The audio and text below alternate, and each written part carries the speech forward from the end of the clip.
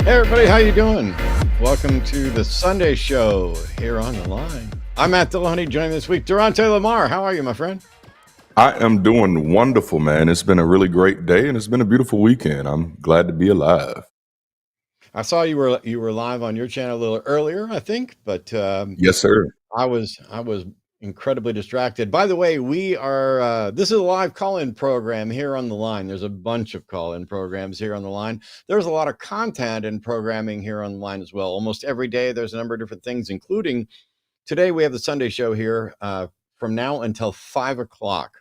At 5 o'clock, there's going to be a hard stop, and it's going to automatically transfer you over to a new program as part of the Line Network that's taking place on the Jimmy Snow channel with Jimmy and Jovan Bradley. And that show is called Calling It Now. And so at 5 o'clock, Darante and I'll be done. It'll shift over there to that. And then there'll be the Sunday show at 7 o'clock right back here on the Line Proper channel. And also this coming Saturday, for those of you who are patrons of the Line, it will be the first LineCon online. And there'll be lectures and Q&A with Owen Morgan, Dr. Aaron Adair, and myself. And if you want to attend live and participate, Patreon is the virtual ticketing system we're using. Anyone at the $15 or greater tier will be able to join that directly. You can go over there and find more information as well. And not only that, but Monday's Skeptalk is going to be Aaron Ra and Eric from Skeptics and Scoundrels. Tuesday's Chewed Gum is going to be Alyssa and Taylor. Both of those are starting at 6 p.m. I'll be on at 6 p.m. on Wednesday with Mandisa Thomas. Yes. I get to have all my friends on all my shows. It's so much fun. I like it. That's also at 6 o'clock. The Transatlantic Call-In show is going to be Thursday at 2 p.m. Central with Lux and Josie. And tonight's After Dark show is going to be Owen and Aaron Adair. So they will be able to talk to you tonight in the Sunday show After Dark, but also let you know a little bit about what they're going to be doing next Saturday at the LineCon online. I'm going to be doing kind of a fallacies 101 thing, not to specifically teach people fallacies right off the bat, but to talk about them so that we have an understanding of what they are, why they're important, whether or not you need to care about what they're called, how to think about them, and the questions to ask yourself to be able to spot them better.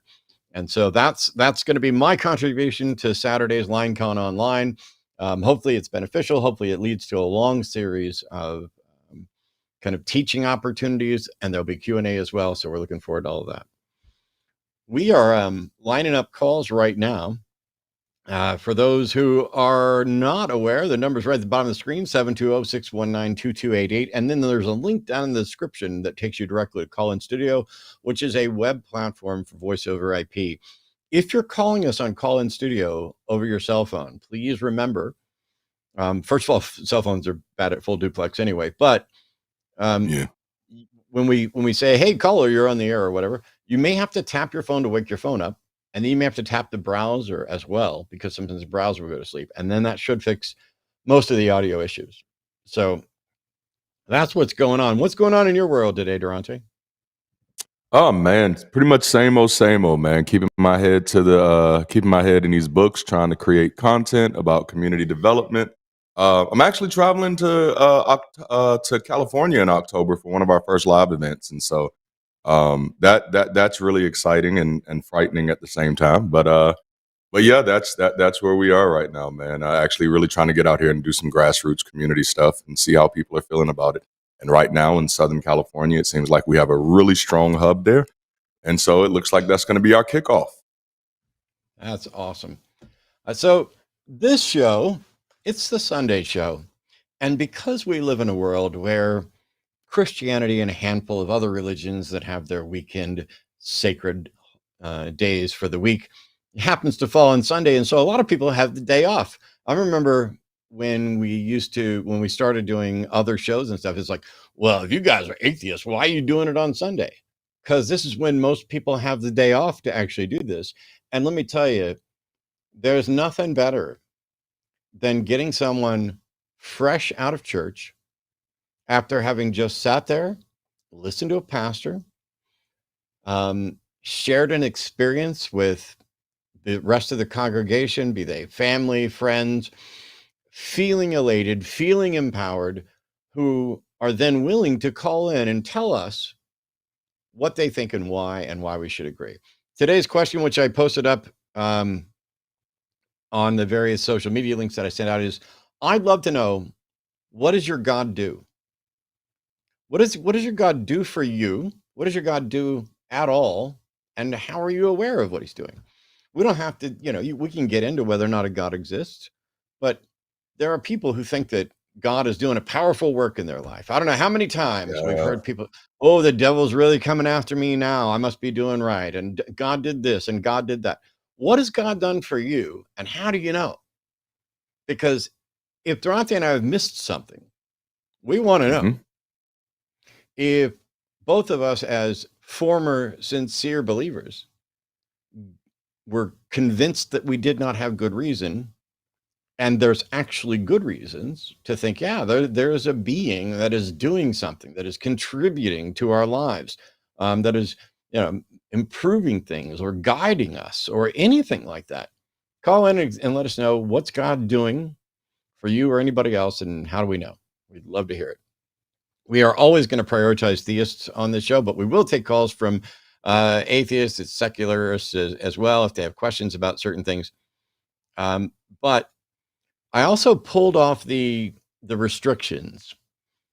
I used to say, hey, don't bother calling in if you have, like God is the universe, the sort of bong rip theology that I was talking about. We may not dig in very deep on those subjects, but I'm more interested in why you believe that and what you get out of it. We've done tons of the academic, here's the philosophical, here's the ontological version of this argument, and here's the argument from morality, and here's the argument from first cause and from design, and look at the trees. And we will still engage on those subjects. If you think you have good empirical evidence for God, that would be amazing. But there are people who are believers who not only don't think there is good empirical evidence for God, but don't think there can be. I don't know how you know that.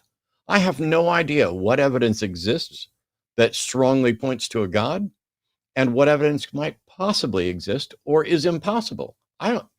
People tend to make a decision about what's possible, what's not possible, what kind of evidence they're likely to see, what kind they're not, what kind of evidence they need.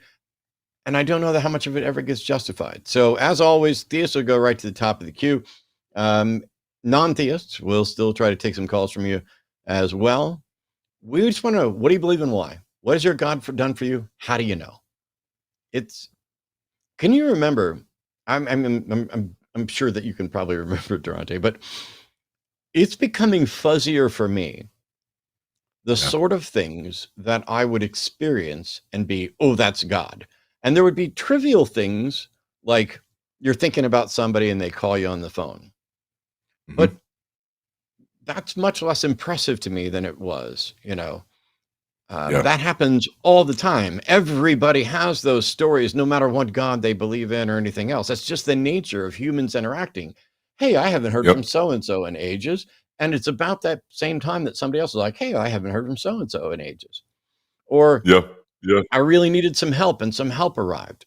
I remember a debate I did with Mike Lacona, where the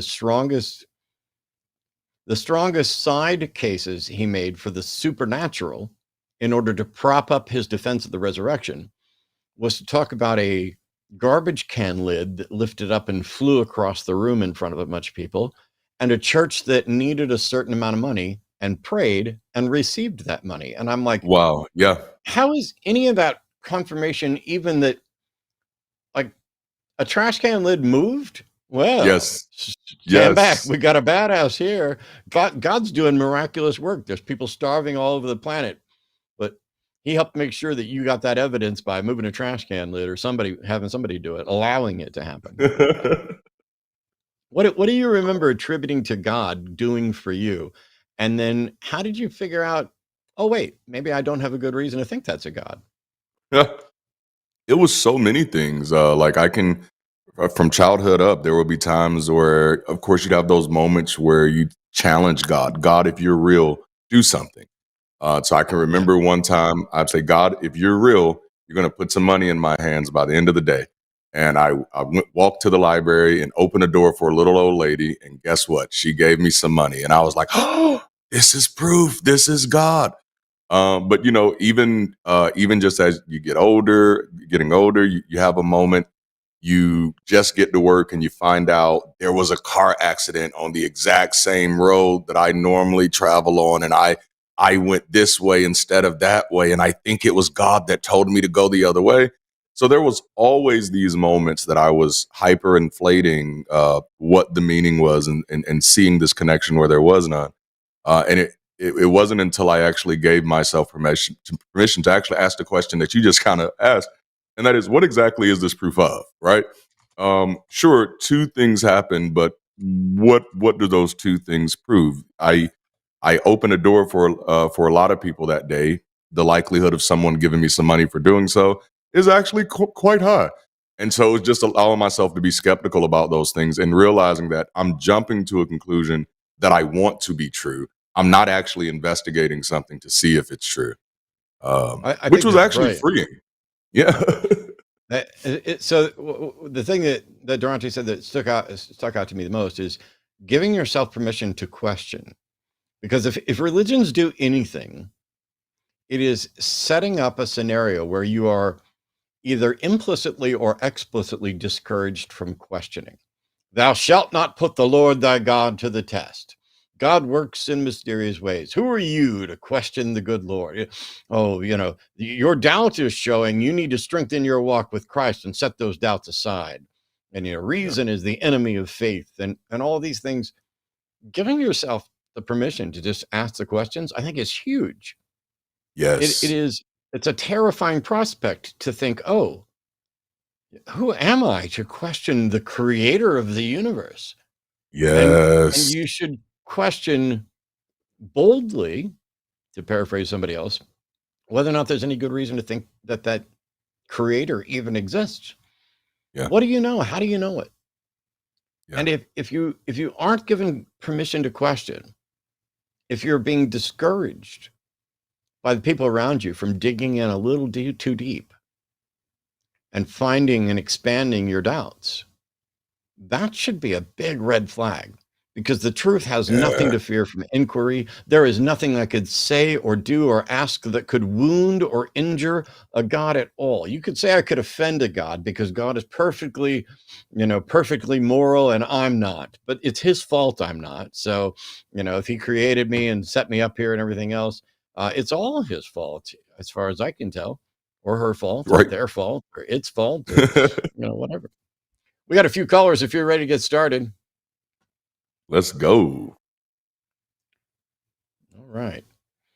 Alex is calling from Maryland. Pronouns are he, him. Alex wants to ask a question about Christians and evolution. How you doing, Alex? You're on with Darante and Matt. Hi, Alex. Hello.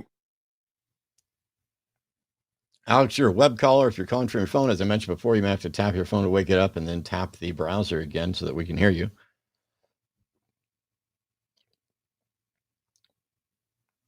Okay. I'm going to put Alex back in the queue, and we'll try this other one. See how it goes. Akshat is calling from India with a question for me. How are you, Akshat?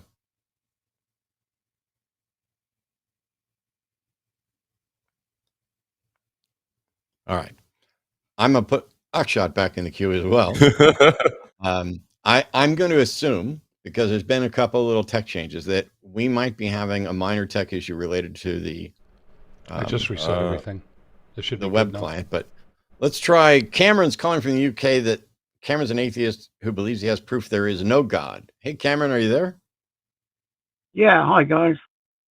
All Hey, right, cheers. hi, You're on Cameron. with Darante and myself. How are you? I'm not too bad, thanks.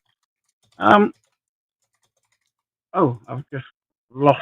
Can't hear you at all now. Hang on.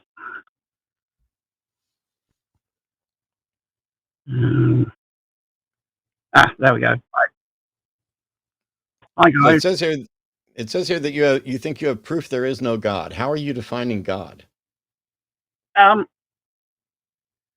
So I'd like to ask Matt how many flavors of Christianity there are, and how many other um, religions there are worldwide. I know he's the guy because he's going to have all the answers.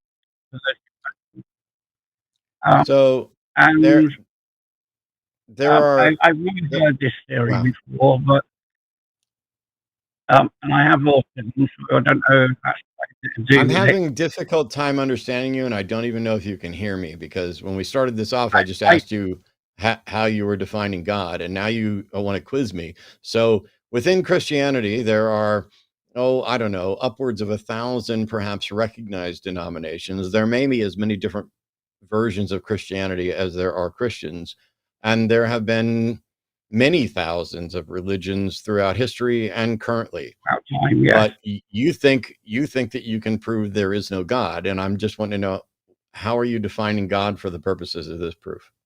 So I'm defining God as somebody that has never been proven to exist, whether that be I'm the sorry. typical I'm sorry. Christian God. Cameron, Yeah. you can't define God as something that's never been proven to exist. That is a ridiculous, flawed definition that has nothing to do with a God. And by the way, the second you define something as has never been proven to exist, you are potentially creating a circular set of circumstances. Because if something Yep. hasn't been demonstrated to exist because it is unfalsifiable and impossible, that means that it will always be impossible to demonstrate that it exists as far as we can tell. So do you think you have proof there is no God? Just give it to us and we'll accept it or demolish it. Okay, so hi. Can you guys hear me? Yes, we're Yes. waiting. Oh, right. Okay. Sorry.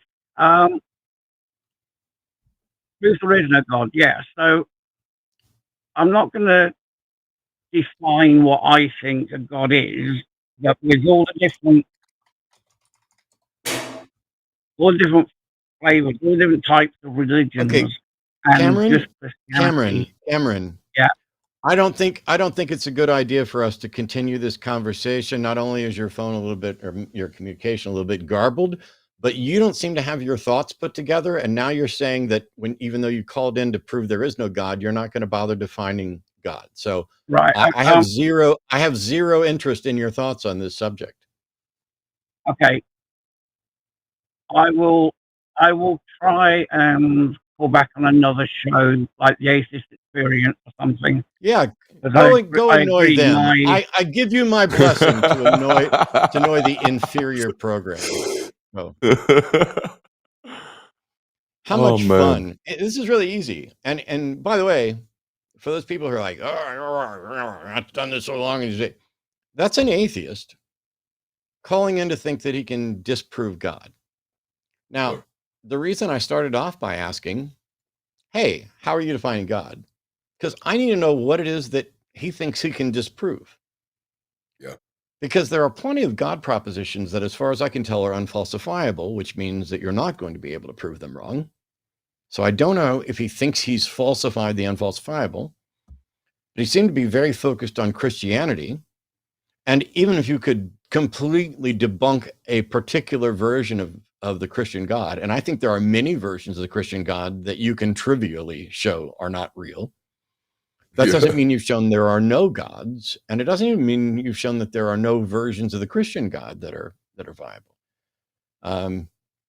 We're looking for theist callers primarily. If you're an atheist and you think you found a way to disprove God, cool. But you better bring your A game, and you better be ready to do this, because you might as well just consider it an audition. Darante and I are here, as are the other hosts on the network. We've been doing this for a while. We know a lot of stuff. We're going to get some stuff wrong. We have lots that we can learn. And you may be the person who can call in and teach us a better way to make a particular argument and everything else. But you should view it as kind of an audition to participate here. Because if you're not ready to answer the very basic, simple questions of how are you defining God, and you're just, how many views on Christianity or denominations of Christianity are there? This isn't a quiz show. I would be happy to answer questions like that if I was like on Who Wants to Be a Millionaire. That's not the purpose of this show. So bring your A game and let's get it going. Let's try this again. We've got Frank. Frank's it's Frank calling from Canada. Frank's a theist. It says almost an atheist, but had a near-death experience and has researched it. Hey, Frank, you're on with Darante and Matt. Right.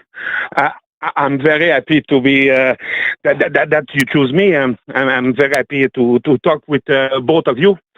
I hear you a lot of time, Matt, during those years with debate and everything, and I always like your debate and everything.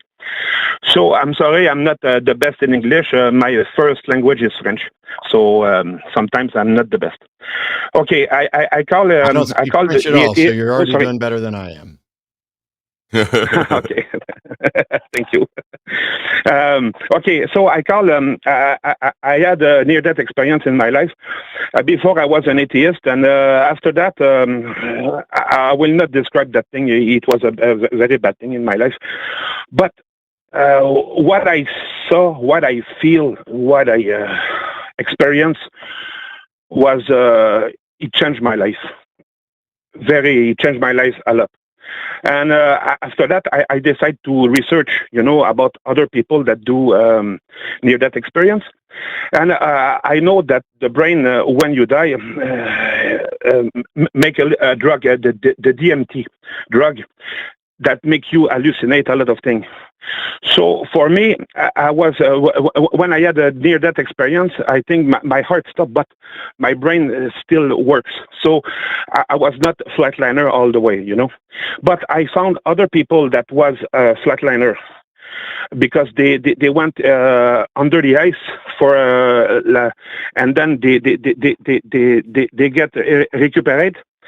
But after that, they went to the hospital, and it takes almost 10 minutes before they get revived, and they were flatliner when they come at the hospital.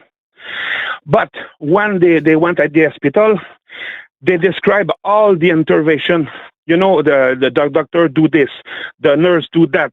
They plug the machine, they plug this, they plug that.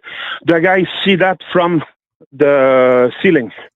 He was, and me too, I see stuff, from the ceiling and everything. But my experience, I don't know, because maybe I was on the DMT made by my brain when you die. But the other guy with the flatliner, I don't know how to explain that, because he explained everything. He described everything that he lives, that he feel, that he see. And it was the personnel around, they say, yes, you're right. We do this. I call that man. I say this. I say that. And at that time, he was flatliner. So my question is, what happened? I don't know, and neither do you. And I don't necessarily believe this story. There has not been a single instance, not one, of verifiable, replicated results of some. They've done this test. They've done this test in operating rooms where they will put a sign maybe up on top of a cabinet so that if somebody floats above, they can actually see what's on the sign. I'm not aware of anybody getting it right once, let alone anybody being able to do anything testable. So assuming you're hearing stories from a bunch of other people about what they experienced when they nearly died or when they died and were resuscitated, if the question is what happened, I don't know. And I'm not convinced anybody else does either. Why would anybody conclude, though, that the absence of a scientific explanation or the absence of any other explanation would lend credence to the notion that there's a God or a soul. Yeah, I do research on that, and I found, but I don't have with me right now. If I can post it somewhere, I have a group of scientific people that try to research that, and I contact one. Frank? I don't remember his name because sorry. Frank? Yep. I don't. If there were scientists that had confirmed this, it would be Nobel Prize worthy. It would be Templeton Prize worthy. It would be on every fucking news channel that we have confirmed life after death, but we haven't. And from what we know about all the claims about the soul, anybody who claims there is a soul is making a claim that is the most obviously false claim of anything that comes out of religion.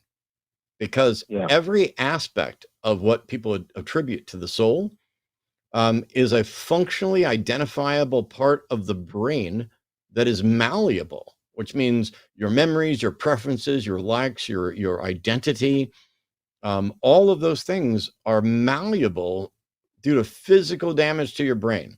What do you think happens? Do you think that you are a soul, and when your brain is damaged, your soul's still the same, but it can't communicate with the rest of the world?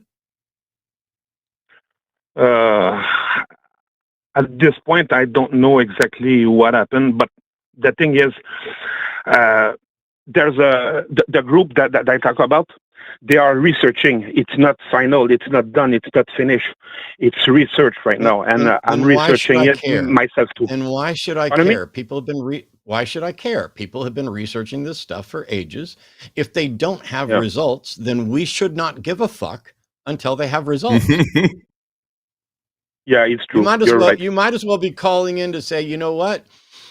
There's a group that's researching why sometimes when I think about someone, they call me. And so they're doing research on that. Cool.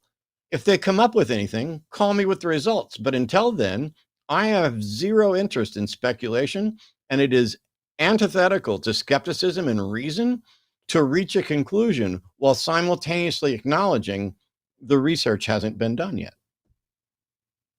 Yeah, you're right. It's a good point. Many thanks for taking my call, and I will try to find the answer and call back as soon as possible. All right, thank you. Yeah. Well, have a good day. Do it when the answer's there. I don't need it sooner. I need it to be right. Right. Yes. I had a boss once who was like, I need this done, and it needs to be done by Wednesday, and it needs to be done right. And I'm like, you can have it done right, or you can have it done quick. But you can't have both. Oh my goodness, that's hilarious. That was a great question, though. Yeah, it gets back to how we end up thinking about these things, where there's a mystery, and we really wish we had some sort of answer or explanation for it right now. And it seems like we live in a time where we know and understand more about reality than any of our ancestors did. I mean, we've split the atom. We've been to the moon. We have the capacity to produce electrical energy from the sun and from wind and from water and from geothermal vents and from nuclear power, and then use that power to make it so that we can see cute cat pictures all day everywhere, and so that liars can spread their misinformation with the same veracity as the people who are telling the truth. This is what we've done. This is the world we've created. And so when we come across something where it's like, you'd think by now we'd have an answer to that. Well, maybe, but maybe this is something that is forever beyond our ability to understand. Or maybe we just haven't hit the tipping point to where we can start going down that road. Yeah. I think that's one of the things that always kind of bothers me about questions like this, in the sense that it always demonstrates that we're pretending to know things that we're not really trying to know. And that's a little scary for me. That was scary for me as a religious person, when I still was, because that means like, I'm not actually trying to solve these problems. I'm not actually trying to figure out the answers to these questions. I'm just pretending like I already have the answers and doing my best to protect those answers. And that's not going to help us get very far. Yeah. I'm gonna get this queued up here. I want to see. I'm gonna let you take this one, Darante, because I want to see if you have a different take on this than I do, and I don't want to poison the well by going first. So, Alex is calling from Maryland. Alex Pronasium is an atheist who wants to talk about Christians accepting evolution. So, Alex, you're on with Darante and me, because I don't ever shut up for long. Hey, Alex, how are you? Not too bad. You guys can hear me this time? Yes. Yeah. All right, cool. So yeah, I just wanted to I have a quick question. It'll be probably a quick call. So basically, I don't understand how it's possible for a Christian to believe in evolution, because that kind of eliminates the need for first sin in Christianity. That's the complete question. I get it. If that's the whole thing, I definitely get it. Yeah, go ahead. No, go ahead. I didn't mean to cut you off. No, you're good. You're good. I want to hear more if you have it. I mean, it just kind of seems illogical at that point to hold two beliefs that are contradicting to each other, and I don't understand the want to live in the dark ages still. But that's my whole thing. Yeah. No, I definitely get that. I think when it comes to stuff like that, for me, I can say when I was a believer, especially on the latter end, it was realizing that the whole thing for me wasn't logical. That was never really a requirement. The requirement was for me to believe it by faith and to kind of understand that God's ways are not my ways. Now, I think when it comes to why Christians choose to accept evolution, I think it's no different than why Christians choose to accept gay people. Why Christians choose to accept like music and instrumentation in their services now, when just 100 years ago that was literally not a thing. It's because it's a survival mechanism. It's the way that they continue to exist. It's a way to try to decrease the amount of cognitive dissonance that they're dealing with in their religion. It's why churches that were conservative for so long slowly become progressive, because at the end of the day, it becomes the only way for me to hold on to this idea and have social comfort is for me to kind of upgrade the idea. I think, which in some sense, from a sociological perspective, is beautiful. Like I love that. I think that the danger part comes in is that we also still hold on to the bad part. So again, using this, which what you called out is accurate. Okay, like if you believe in evolution, how do you believe in a God who created people?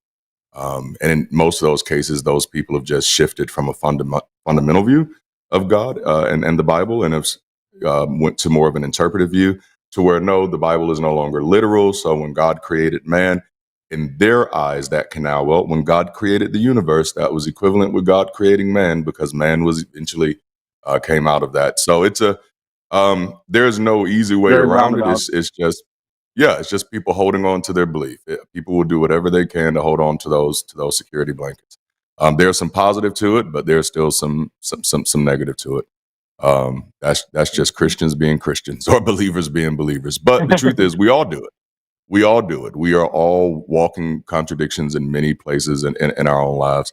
But that's why we need that work of critical inquiry to definitely investigate, interrogate, and just try to do better.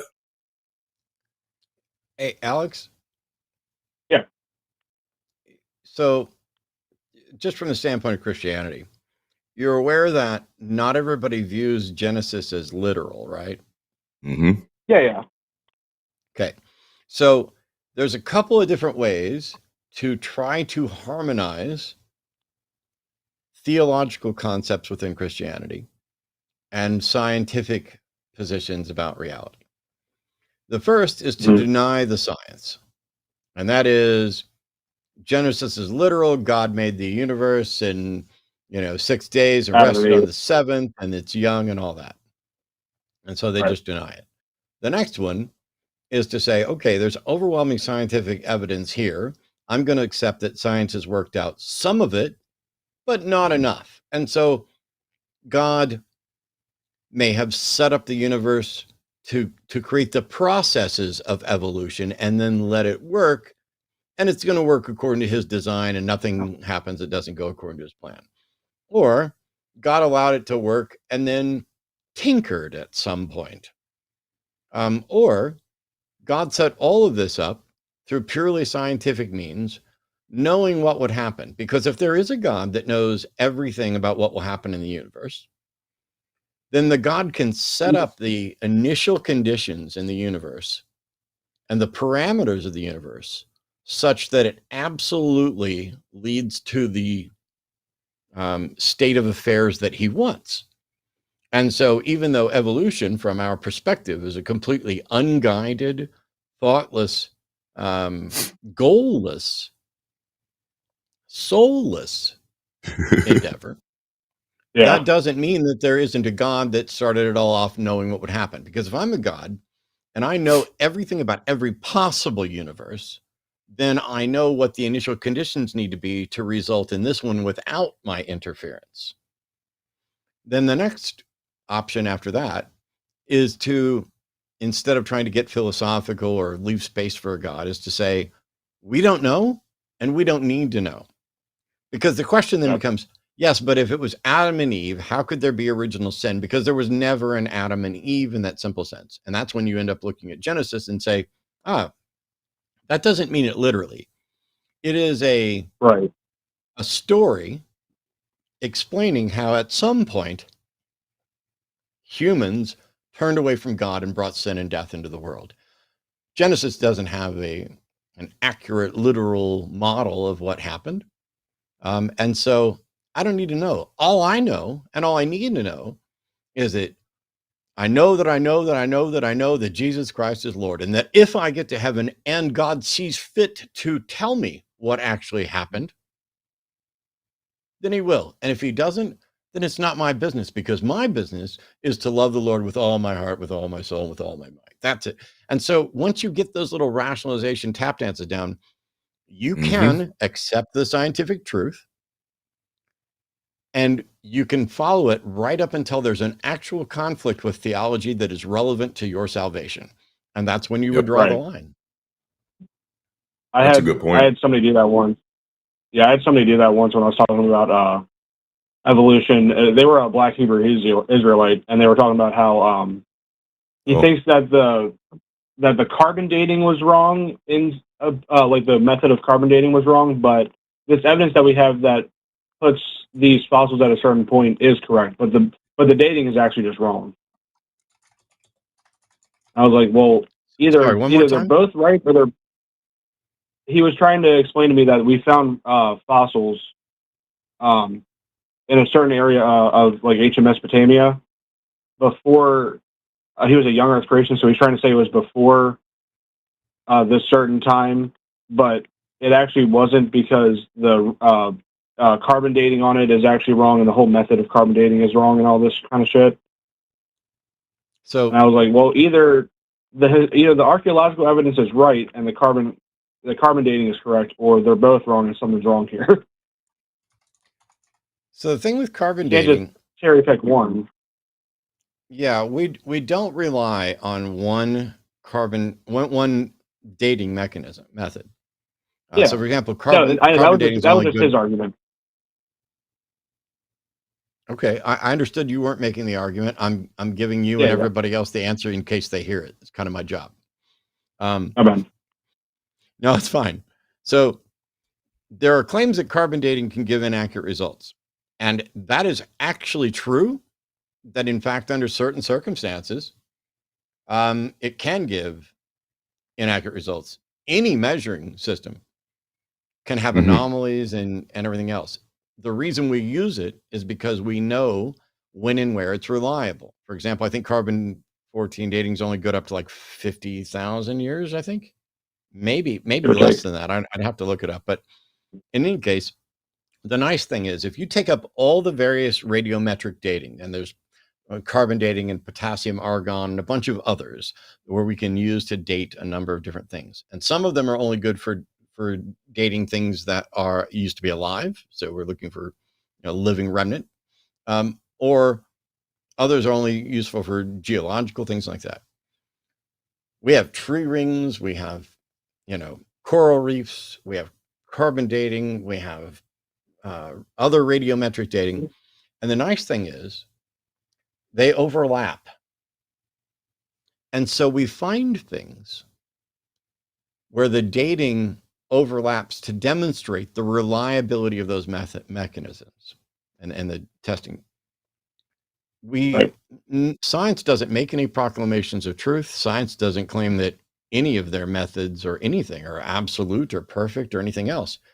But to whatever extent there are fluctuations and anomalies, not only are we already aware of it, we're aware how to tell how wrong they are in most circumstances and find out why.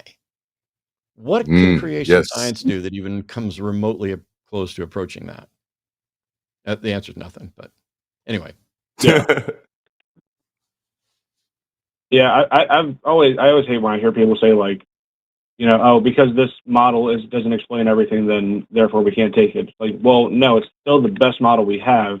Until it's proven otherwise, we'll take it at its value until we can find something better.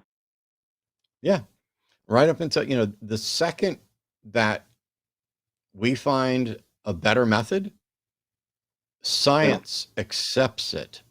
This is not, we don't have some antique science book that is the holy declarations of science and we are not allowed to question them or change them.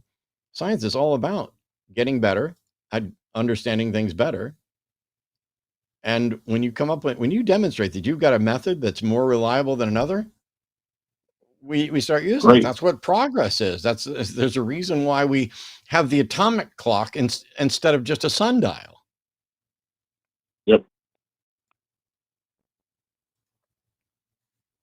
Oh, yeah, that's all I really had for you guys. Love both of you guys. You do great things, and keep up what you're doing. Thanks, you, Alex. Have a great Sunday. Sunday. It's funny. There's a guy tried to call in who I'm not going to say too much, but sent me a copy of his new book. Only he didn't send it to me and didn't tell me he was sending it. He sent it to a post office box associated with mine. So who knows if or when I'll ever see it. And the title is something about trans stuff. But then he showed the cover of the book, and it's him debating me, but we've never had a debate. Wow. So I got these emails, and this is like a 400 and some odd page book, all about how wrong I am on trans stuff. And I'm like, yeah, that's not what the Sunday show is. So Kevin, you're not getting through today, guaranteed. Probably don't have any interest in communicating with you ever. It's very clear that I'm living rent-free in your head, and I highly suggest you seek some counseling, because you are misrepresenting the very basics of the position. And it comes down, in his head, it comes down to, oh, identity isn't falsifiable. Correct. So what? To the extent it may or may not be, we haven't established that, but even if it was, like, I have no way. Darante, are you right-handed or left-handed or both? Oh shit. Damn. I'm too high to answer that question. I'm right-handed. There we go. I caught it.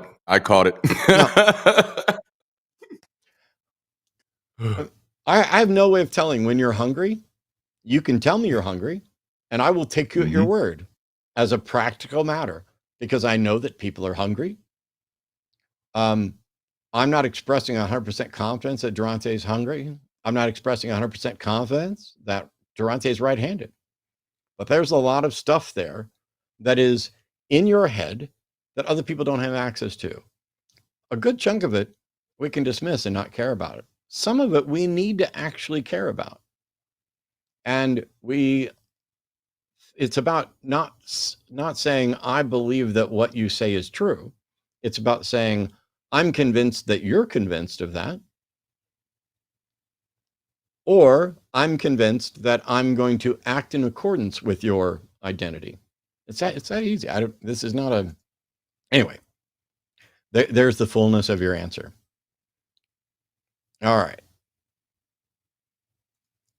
Let's try this again, because we try to get, is it Akshat calling from India? Yeah, hi. Can you hear me? I can hear you. Welcome. Yes. Yeah. Hi, Matt. I think I've been watching you for like 2 or 3 years before, like 2 or 3 years before I used to watch you on some other show. But yeah, it's a pleasure to talk to you. Cool. How can I help? Yeah, I just wanted to ask that, like, at at this point, after so many years of debating, how do you still, have the energy to uh, debate with Mm. religious people with such Because passion? I'm not debating with the same people. And because there's new, well, first of all, I don't know. This is who I am. This is what I do. I can't explain why, other than this is what I'm passionate about. It seems important to me. I don't know how to not do it. Um, but it's not like I've been having the same conversation with the same person for 20 years. That would annoy the crap out of me. This is the reason why my mom and I don't talk about religion. Um, but I'm always looking for, this isn't about debating. This isn't about proving people wrong. I'm here legitimately because I want to find out what people believe, why they believe it. If it's something I've heard before, which it almost always is, I can then explain why I don't agree with them, or in some cases, why I do. And it may be their first time hearing it, and it's somebody else's first time watching. Not everybody else is going to go back and watch a clip from 18 years ago. Um, Matter of fact, I hope everybody stops watching all of those old clips. Like, legitimately, all of those old clips with me on another show, stop watching them. But I have my other reasons for that. Anyway, yeah, I do what I do. I don't know why. Okay, yeah, I think that's a acceptable answer. But yeah, that was my only question. But if you have some time, I just wanted to reconfirm your stance on veganism. Are you a vegan, or are you still do you still eat Ooh. meat? I still eat meat. Oh, amazing. And the reason is it's not your moral duty to uh, not kill animals. Was that your perspective before? I'm sorry. Does eating meat require that you kill animals? And is veganism only about food? Ooh. Veganism for me, it's about prevention of pain to animals. Yeah, that's what it is for me too, which is why it's irrelevant for you to ask whether or not I still eat meat. How is it irrelevant? If I come across a deer on the side of the road that's dead and I eat it, I'm eating meat, and yet I've done nothing to harm an animal, correct? Yes. Cool. So it's then Uh, possible to eat meat and not be engaged in active harm towards other thinking creatures, correct? Correct. Which means the question about whether or not I eat meat is irrelevant to whether or not I advocate for vegan principles or whether or not I'm following them. Wow. Uh, okay, but can I rephrase my question to how do you uh, know where your meat is sourced from? Oh, no, my meat comes from people who are killing it, Okay. but I'm talking about your question. Your question is flawed. Your question isn't relevant. So I'm not a vegan. I have kept Okay. vegan and eaten vegan on a few occasions. I think the vegan position is morally superior, but not a moral obligation. I don't think you're immoral Okay. if you're not a vegan. I think in much the same way that there's a difference between moral obligations and moral virtues. It is morally virtuous to donate a kidney to someone. It is morally Yes. virtuous to support cancer research. But if you Preach, don't Matt. donate a kidney, you didn't become immoral. And if you don't donate to cancer research, you're not necessarily immoral. And so Damn. I have yet to be convinced that veganism is a moral duty. I do think it is morally virtuous. I'm not sufficiently virtuous. That was damn. Yeah. That was a clip. Yeah, That was I good. think I've heard the same argument before. I just messed up the term, so I think it's a clarification on the same. But for me, veganism is preventing harm. So, why isn't it an obligation? I wanted to ask that. Why should it be an obligation? That's the point. Something you seem to be suggesting that it is an obligation until I prove it's not. And my position is there are no obligations until you prove there is. For me, it makes more sense that I don't think there is a I sufficient don't reason care. for us to I harm. don't care. I genuinely don't care if it makes more sense to you. I'm asking, what is Mhm. the justification for saying it is a moral obligation? Your personal opinion is irrelevant. You can make an argument, you can support it by evidence, and you can show that it is in fact a moral obligation. But you're Okay, not I'll doing make that. a claim. Neither has Yeah, I'll anybody make a else who's tried to do this. I'll make a claim. I think sorry, I just blanked out on some words. I think hurting another species just for taste. I think there is no good reason to hurt another species for just taste, or it's not moral. It's not morally. You're not It's a making a moral case. obligation. You're stating your opinion. You're not giving a moral Right. foundation. You're not presenting an argument. You're just saying you have an aversion to it. And that's fine. You're allowed to. I don't. Mhm. And I just to be think kind of honest, I can pretty much point out that you're not even adhering to your own standard of morality, because you said that we should not be eating any species that has for taste. Am I correct there? uh, which are capable of suffering and pain. That's what I'm. Which asks, how do you determine what has the capacity for suffering and pain? The nervous system, the central nervous, do they have a nervous system? Do have the capacity to feel pain? They have the capacity to feel pain. So we do know that certain fungi, mushrooms have the capacity to feel pain. We know that certain plant species have the capacity to feel pain. So what do you do with that? Uh, Other than the fungi mushroom, which I'll do my research on again, any other examples you'd like to give of plants that do feel pain or do have the capacity to feel pain? Well, we can start with the mushrooms. Okay, so I'll argue there that I'm ready to change my position that if I used to eat mushrooms, which I don't, uh, Mhm. but yeah, if I used to eat, I am ready to accept that I wouldn't continue doing that. Well, hang Okay. on. You said it's immoral to do it for taste. What about for Uh, nutrition? I think it's immoral if you have other substitutes No, which no, no, no, no, can no, be no. That's obtained not in the a that's not the harmless that's way. not the way morality. That's not the way morality works. So, there certainly there's situational ethics, but you dismissed it from the beginning as just doing it for taste. What if I'm doing it for nutrition? What if I'm doing it for cost effectiveness because affordable options aren't available in my area? What if I'm doing it for health reasons? What if I'm doing it just because I like it, whether it's a taste issue or not? Why is my happiness something you just disregard for a fungus or a chicken? Uh, because I think it's immoral for us to cause pain just for taste, right? Okay, I'm done with this conversation. I didn't want to have this conversation to begin with. It has nothing to do with the Sunday show. It has nothing to do with religion.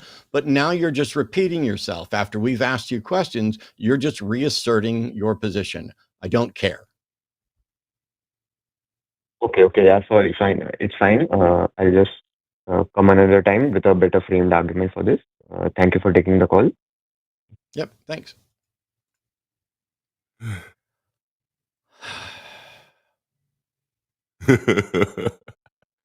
This is going to be annoying. Oh no.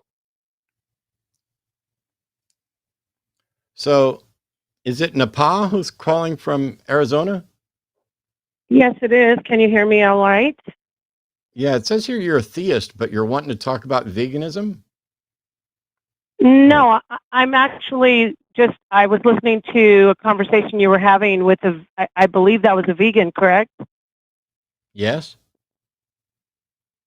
So I wanted to just weigh in about the whole controversy, I would call it, between the debate between vegans and people who eat meat when we're No, talking about that.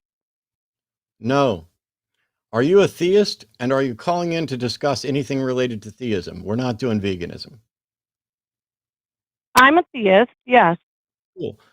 Do you have any interest in explaining what your God does and how you know? Sure. Cool. Let's do that, because we're not going into veganism any further than we did already. Yeah. All right. Well, So I what does did your God question. do, and how do you know? Everyone has a conceptualization of God. It's an individual conceptualization. So I'm sorry. my I'm conceptualization. sorry. I just want to make sure we're doing this and not spinning our wheels. I don't need to know whether or not everybody has a conception of God, because you're wrong.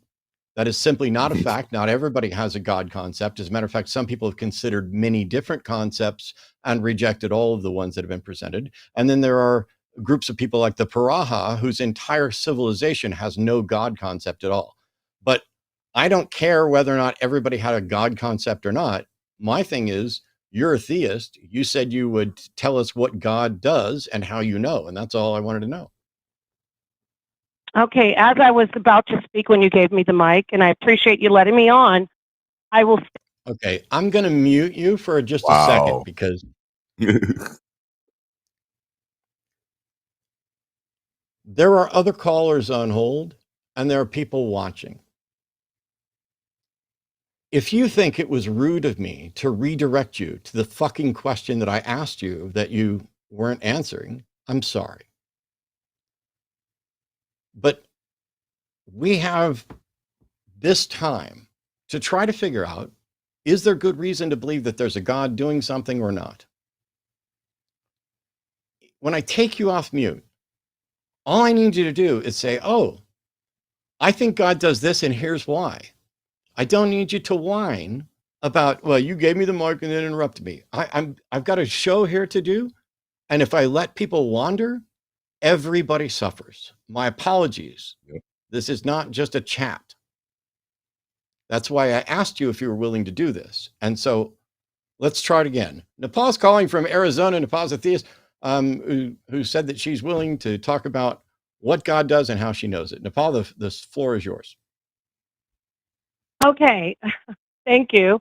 As I said, thank you for letting me on to add my concept of God, my particular concept, my personal concept. And my concept of the God that I serve is that this God is omniscient, omnipotent, and balanced. Is that concise enough for you? Omniscient, omnipotent, and what? Balanced. Balanced?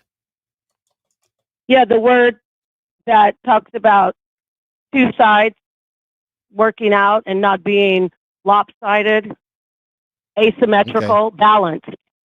Can I By ask, how could omniscient, something be all powerful and balanced? How can something be all powerful and balanced? Yeah, isn't if something is all powerful, isn't it all the power on one side? Wouldn't that be the definition of No, not balanced? not necessarily. It could be governing over the balance. okay. So what does this God that you believe, because I didn't ask what your God concept was, but thanks. What does this God do, and how do you know? Well, you asked me belief. Belief is concept. No, Oh Nepal, no. what I asked you is, are you willing to tell us what your God does and how you know? That's what I asked you. I didn't say, are you willing to define your God concept? I'm happy that you did. There's a number of potential issues with it, but we need to get back to the question at hand, which is, what does your God do and how do you know? My God does all. My God is all knowing, all powerful, and all present, omnipotent, omniscient, and omnipresent. And my God is balanced. That is my belief, which is my conceptualization of God. Okay. It's my own personal I'm conceptualization. desperately someday you'll figure out that I'm trying to do you a favor, because Mhm. all I'm asking is, what does your God do? When you say your God does all, did your God poop in my toilet today? In essence, yes. Oh, Did your God slaughter innocent people? In essence, yes. Okay. How do you know that your God has ever done anything? Again, I told you. You asked me to be No, concise. stop. I'm asking Um, you how you are aware that your God has done something. I'm not asking you to just restate your fucking belief again. I'm asking, how is it that you are aware of this? I've asked it now 3 or 4 times.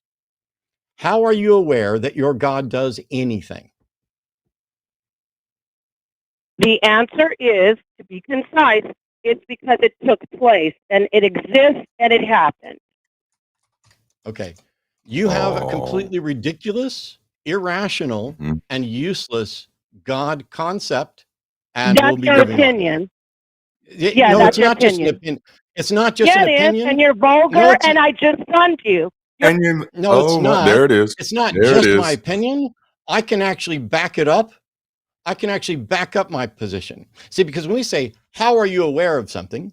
There's a number of different models that structure how we become aware of something. When I say, what does your God do? And you say, my God does all.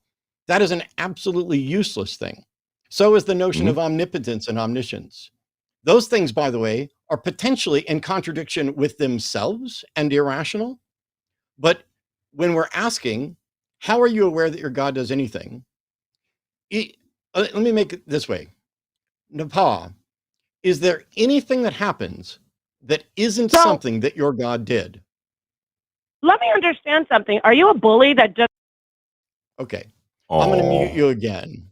I'm very sorry that your fragile little feelings are hurt, but Oh. we're adults here, and this is my job, and I'm a professional, and I'm asking you questions and giving you an opportunity to demonstrate what you believe, to demonstrate that there is a justification for the ridiculous claim that God does all, including slaughtering innocent people, in essence, and pooping in my toilet, in essence. It's a You busy are God. either a troll or a buffoon. Why would you not take this opportunity? If you just called in for an opportunity to try to, oh, I'm just going to complain about Matt. Okay, cool. Join the crowd. But the thing is, I'm sitting here giving you a microphone and an audience where you can explain to us all how it is that, how and why you are convinced that there's a God that does anything. And you are fucking wasting it.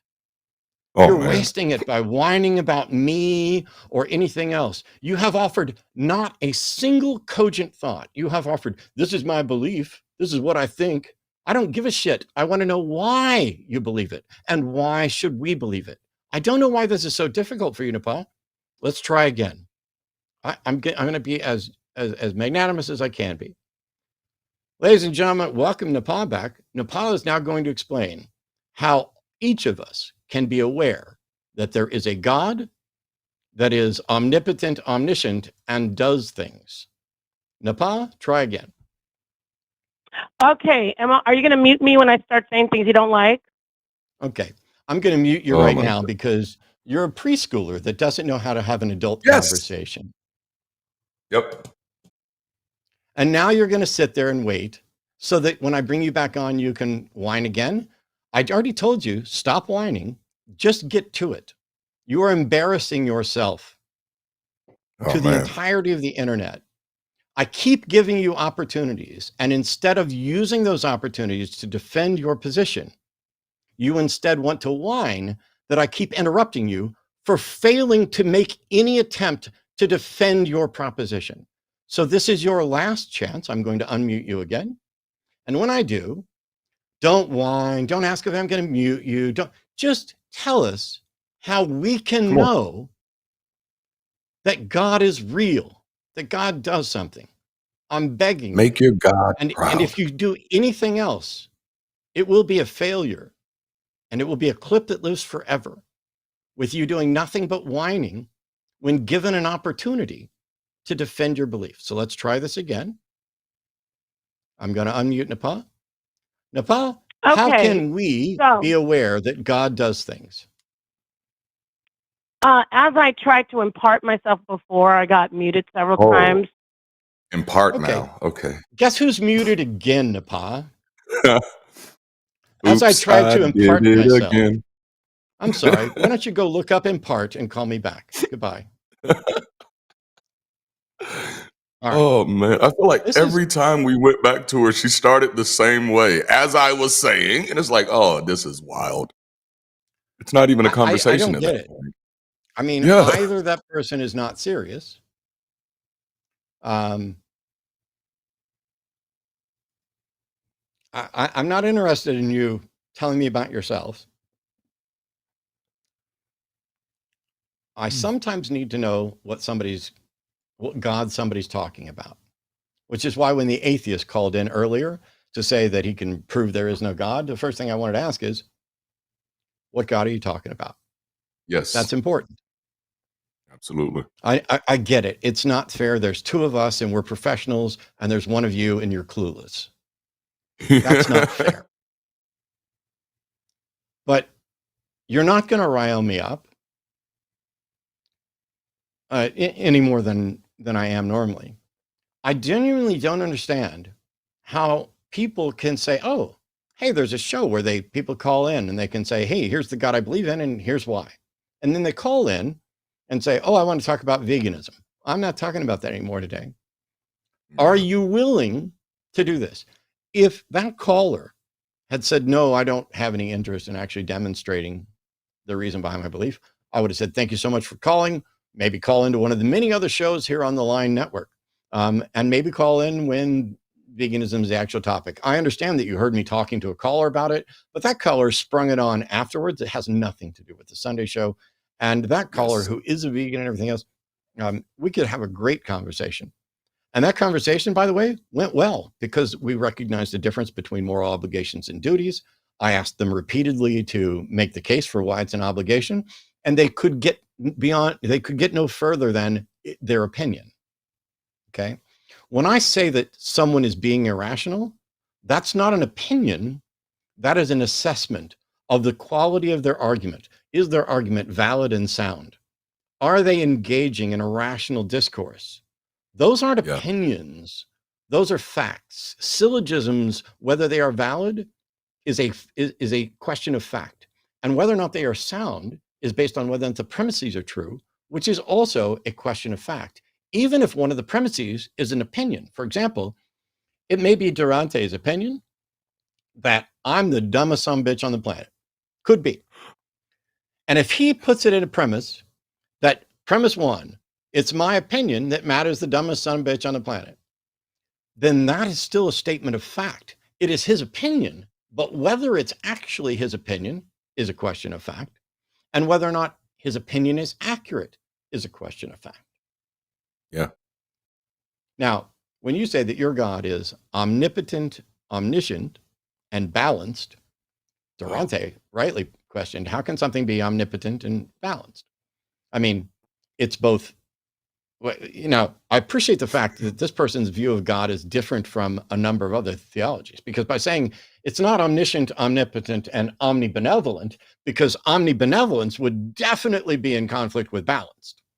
Yes. And so they're saying this God knows everything and can do everything and is both completely good and completely evil, or completely neither, just completely amoral. That's balanced. Oy. And that's fine. If you believe in a balanced, amoral being that slaughters innocents in essence and makes babies coo in essence and causes physics to work the way it does in essence, and causes our emotions to work the way they do in essence, that's fine. How do you know any of that is true? I wanted to know, what does your God do? My God does everything. Cool. That's a useless proposition. something that is a solution to everything is a solution to nothing. You cannot Yes. solve a mystery by appealing to a bigger mystery. If there is nothing that is not your God, then your God is everything and is therefore useless. Yes. Does your God have desires for us? These are questions we could have got to if you weren't just whiny as fuck. Yep. What does your God do? How can we know that your God does stuff? Does your God have desires or expectations that we need to know about? That would be important. If there's a being, are we going to be judged by your God? There Yeah. are so many questions that we could have gone into. You think there's a God, he does everything. How do you know? Well, as I was about to impart myself, okay. There are so many great questions we can ask about even these nonsensical gods. And some of them help people realize that they are actively defending an incoherent proposition. And the rest of those questions may help other people not fall into that particular trap. I don't know how many times I can give someone an opportunity to stop whining about how they were so rudely interrupted for not doing the thing they said they'd do in the first place and just get to it. Here's the thing. You want to talk about integrity? Do what you say you're going to do. And if you're unable to do what you say you're going to do, acknowledge that, because acknowledging that you are unable to do what you say you're going to do goes a lot further than repeatedly spewing the same nonsense that is insufficient. If I ask you, is it raining outside and how do you know? And you say, oh, it's definitely raining outside. My psychic told me. I'm going to then say, what's the psychic? Is your psychic standing outside? And is it just coincidence that you think they're a psychic? What is it about the psychic? No. It's always raining outside. Well, I know that that's not true. This sort of modern woo sophistry. Yeah. Oh, I'm omnipotent and omniscient and balanced. It's a balanced God. I'm not like those stupid Christians that believe in a good God and an evil being trying to do. I'm not like all the. I'm far superior to those. I have risen to a new plane of existence where there is a God that does all. And yes, he in essence slaughters innocents. Okay, whether you think your God slaughters innocents or protects them from being slaughtered or does both, how do you know that there's a God doing that? Oh, I know because it happens. See, if you stick that in a syllogism, Napa, if you put that in a syllogism, you will find that it is circular, that you are using your conclusion and just reasserting that you're putting the conclusion in the premise. Because now your argument has become, if X happens, God did it. X happened, therefore God did it. We're asking you, how do you know premise one is true? And you're saying, I know it's true because it happened. No, that's a restatement of the same thing. For those of you who are interested in stuff like this, I think it's a great time to remind everybody that this coming Saturday will be the LineCon Online, featuring Q&A with Owen Morgan and Dr. Aaron Adair. Those two will be on the Sunday show tonight. That's at 7 p.m. right back here on this network. And I will be the third presenter. Nepal, I would love to give you a free pass, but you've already demonstrated that you're not ready. Because I'm going to be giving a discussion about how to think about fallacies, how to identify them, whether or not you need to bother knowing their name, what the value is. Because there's a reason we ask the questions we do. And what do we want?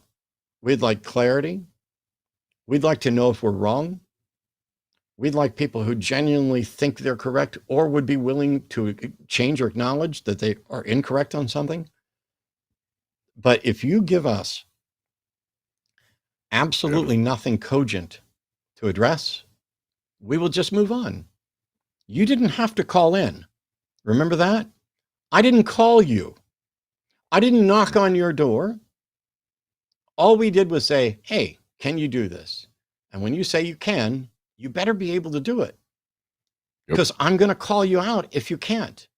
And if that's too much, and you're too fragile, that's completely fine. Nobody is required to be able to play the game at my fucking level. Yes, sir. You play at your level. I'm just trying to raise all boats to a better level if I can, and to make sure that my boat is as sturdy and wisely guided as possible. Let's see if we can get any other callers in here. Now, we don't have any theists right now, so if you're a theist, it's a great opportunity to call in. Maybe you can do something that none of the other theists have done, which is demonstrate Please. that there's a good reason to think that a God has done something. But Or at least Eric's just bring calling, a good conversation to the table. Yeah.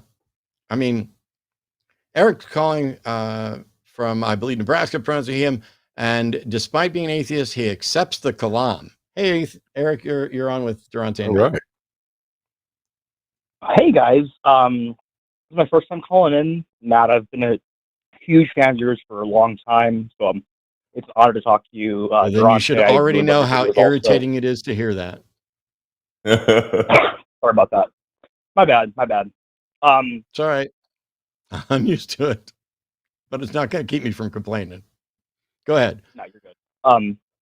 Yeah. So I was a Christian up until like the end of last year. So maybe this is just something I'm still holding on to that I need to still cut loose. But I still find the idea of the Kalam to be pretty compelling to me.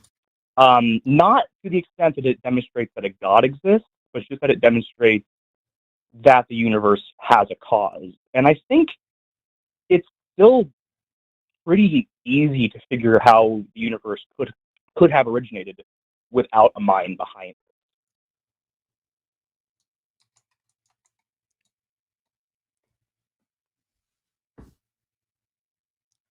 I'm Is there confused. a question?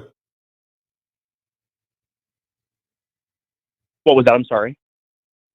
Well, what's the first premise of the Kalam? Everything that begins to exist has a cause. How do you know that's true? I don't know that. I don't know that for sure. Okay. So if a premise of an argument is not demonstrably true, what conclusion can we reach about the argument?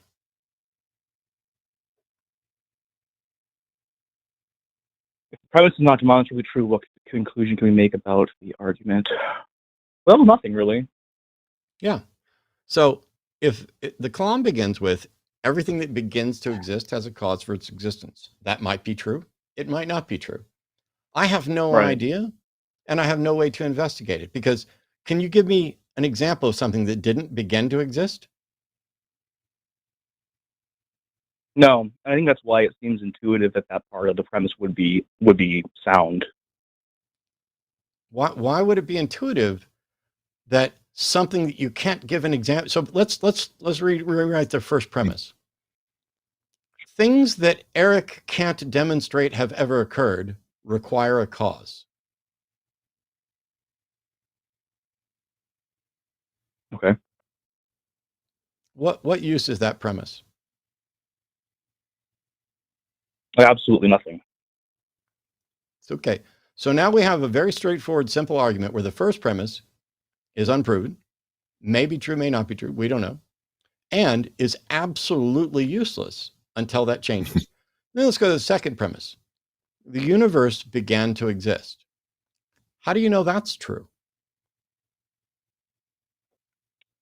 I don't know that it's true. I know that our ability so now to... we're at the second premise. We see, this is the thing. This is why I'm giving this lecture on Saturday.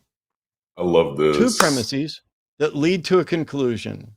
Everything that begins to exist has a cause for its existence. The universe began to exist, therefore the universe had a cause for its existence. The structure of that argument is valid. If this, then this. It's straightforward. But if the premises of an argument are not accepted, then the conclusion is useless. The conclusion may be true or not. It's contingent on the reliability of the premises. And so you have two premises there neither of which do you have good reason to believe are true. So the entire argument is useless.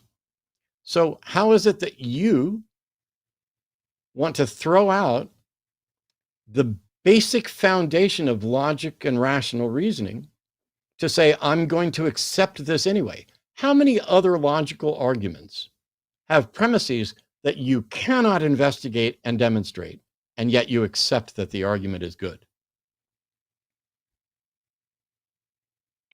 Yeah, no, that's a really good point, actually. So, yeah, I get where you're coming from with that, for sure. I guess the reason I wanted to bring this up isn't so much to try to make a case necessarily that I'm convinced that the universe must have a cause. Perhaps the way I worded it wasn't the best. I guess what I'm trying to get at is that when I was still holding on to being a Christian, the reason I was a theist for as long as I was is because I could not let go of this idea that the universe needed to have a creator behind it. So I started thinking of, well, what are some possible things that could have caused the universe, if not a mind? And I guess I wanted to just discuss what I think about that and see what you guys think about it. But no, So I mean, I you're definitely get saying, where you're coming from as far as. so Sorry, go ahead. basically, what, if I'm understanding, you just said the sticking point was, what else could have caused the universe other than a mind? Right, and we have no way of actually demonstrating what that could have been. I understand, though. How do you know that a mind could cause a universe? That was going to be I my don't. question for sure. Okay. So once again, I wouldn't say that it was. I wouldn't say that you're it did. saying what other than a mind could do that? And so right off the bat, you don't even know that a mind could. Mhm. And so even if a mind could, and you couldn't think of anything else, would that, let's assume that we knew for certain that minds can create universes, and you are personally unable to think of another explanation for the universe. Does that mean that the universe was the product of a mind, or does that mean that you're just unable to think of the correct answer? That means I'm unable to think of the correct answer. Yeah. Yep. Yeah. Me too. No, that's fair. Mhm.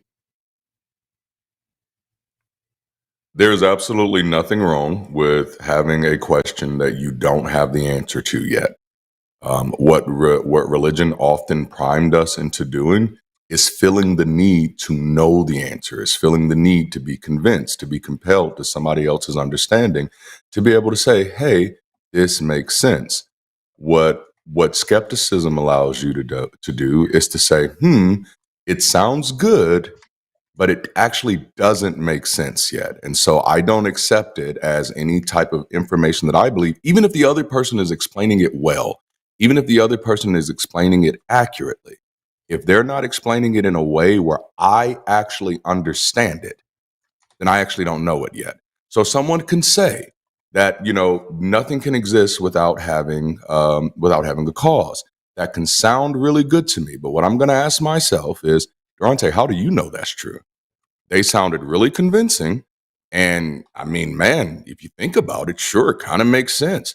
But what does that even mean? And how do you know? How have you qualified yourself to know? What further information have you researched? And is this the simple thing that you don't know? And if you don't, it's okay to say, hey, I get it why you're convinced, but I am not, because I'm not convinced just because something feels good. I need to understand the mechanics of it and the utility of it in the here and now, And so I think that's the big thing there. Yeah, for sure. And I appreciate that as well. Yeah, I mean, you guys both make great points on that. So I really do appreciate your feedback, your input. Awesome stuff. I guess I just felt like it was useful to have, of course, yes, we cannot demonstrate any of this. I get that. I felt it was useful to have some sort of answer to give when theists ask the question, what else could it have been? I get we have no way of knowing that or no way of testing that or observing it, but Well, when that was what when was you keeping me said in the when faith. when And when you asked what else could it have been, yeah, didn't I ask the very questions that exposed the problem with that? Mhm. of course. No, absolutely. So Absolutely. that's what we And should that be was giving not a way that people I as a am thinking potential about it. Yes. response, because Yes. there's a fallacy. Once again, next Saturday, I'm going to be giving a lecture about logical fallacies and stuff. But there's a couple of fallacies that are similar, and one of them, I think Dawkins dubbed the argument from personal incredulity, which is a Yes. version of the argument from ignorance. The argument from ignorance is, by the way, I'm going to accept this until somebody proves it wrong. That doesn't sound like what most people think the argument from ignorance is, but that's what it actually is. The argument from personal incredulity is suggesting I can't think of a better answer, and so I'm going to go with this one. And it is an attempt to rely on what we generally look at as abductive reasoning, the argument towards the best answer or available answer. And there's nothing wrong with abductive reasoning. It's just not, it's less reliable than inductive, which is less reliable than deductive.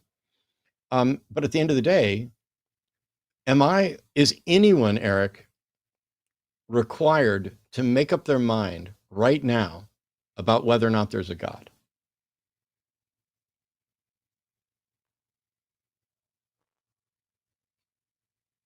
I'm sorry, did you ask, is anybody required?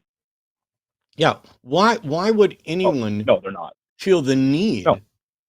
to make up their mind? Like somebody says, hey, I need you to decide right now, do you believe there's a God? Yes or no. Those are the only options, because they're excluding I don't know. Whether or not a God exists. Sorry, not whether or not you believe in one. As far as I can tell, I'm not required to make up my mind on anything until one of two things happens. Either there is sufficient reason to warrant belief. And by the way, when that happens, I don't make up my mind. My mind is made up for me. Belief is not voluntary. It's not, I don't accept the notion of doxastic voluntarism, that I can just give assent to an idea. For me, a belief is either something that I'm convinced of or not convinced of. And I don't have much say in that. You can be convinced of things for really bad reasons. And then when you find out they're bad, you should no longer be convinced in them. But what ends up happening is that people become convinced for bad reasons. And then they find out those reasons are bad. And yet they do not want to acknowledge that they no longer have good reasons. So now they go out searching for good reasons because they desperately want to cling to the idea that they had because there was something comforting or beneficial about it. And so theism is a belief in search of a justification. And I don't need to live my life that way. There are things that I believe as a matter of pragmatic things. Like there are plenty of things that we all believe that are unfalsifiable. Not just the laws of logic and things like that, that we can't demonstrate. We'd have to assume they're correct to show that they're wrong, all that. But genuinely, I assume, because I don't have a solution to the problem of hard solipsism, that Eric and me and Darante are all three real individual people who are sharing experience in one reality. I have no way to falsify that. I have no way to demonstrate that it's true. It's just a pragmatic assumption, or it's the result of an assumption that what I experience is real and real for other people. I have no way of demonstrating there's any other mind. And this is something that René Descartes dealt with by saying, the famous cogito ergo sum, I think, therefore I am, which is basically saying, even if life is a fabricated deception and I'm being deceived, there must still be a me that is being deceived. So I can at least be confident in that. And I'll set aside real quick. I think it was Hobbes that pointed out that that's based on the primacy of reason, which we cannot do. So we begin by assuming reason because it's reliable. And then we assume that we're in an existence. But once we get past that, if we can all agree reason is reliable, we're going to operate as if reason is reliable, and we are going to operate as if we share an existence. Once we get those two things, now we should be on roughly equal footing. And that equal footing also means that I don't have to believe anything until there's an incredibly dire, pressing need to make a decision. And that, by the way, is not about believing something other than believing I have to take some action now. Like if I get rushed to the hospital and they're asking Arden, should we, what should we do? Arden knows what I've said about DNR and all that stuff. Just so that it's on the air, don't take any unusual, extraordinary efforts to try to keep me alive. And when I'm dead, you can part me out, chop me up, burn me, chuck me in a ditch. I don't care. I'm dead. I have zero attachment to this or anything else once I'm dead. I don't know why I went down that track, and now I feel like I'm way out in left field. So I'm sorry, Eric. Please get us back to your needed to be done. No, you're good. But yeah, no, that's good. I guess it was just it's less a matter of me feeling like I need to have an answer right now. I guess I just can't help the way that my brain works, and like you said, belief is not voluntary. So I couldn't choose to not believe in God when I did. I was just convinced that premise was true, and I needed some kind of kick, some kind of motivation to get me out of it. So figuring a way where I could understand the potential origins of the universe without a God was useful for me in that regard at the time. I don't think you're remotely alone. I think that's fairly common. So I guess the question to kind of dig in and ask is,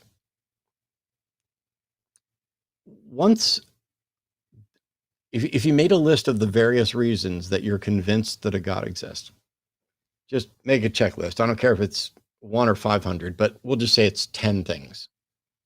Yeah. And we start marking out any of the 10 that we have no good reason to think we can actually confirm are real and true. If we mark everything off of the list of 10 and someone still believes, then they missed an item on that list. And they have to, or they should, I don't say they have to, if they care about being rational, they should spend some time trying to find out what item they left off the list. Because if you say, hey, do you owe me money? And I'm like, no, I don't owe you any money. I think you owe me money. And I was like, give me the reasons that I owe you money. And you listed 3 reasons. And I'm like, is that it? And you're like, yes. And I show that those 3 are wrong.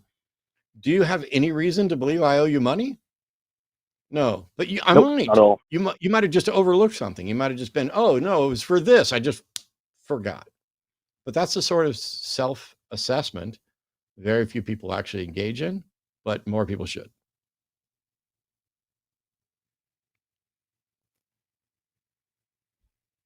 I'm sorry, could you repeat that last bit? I didn't quite catch that.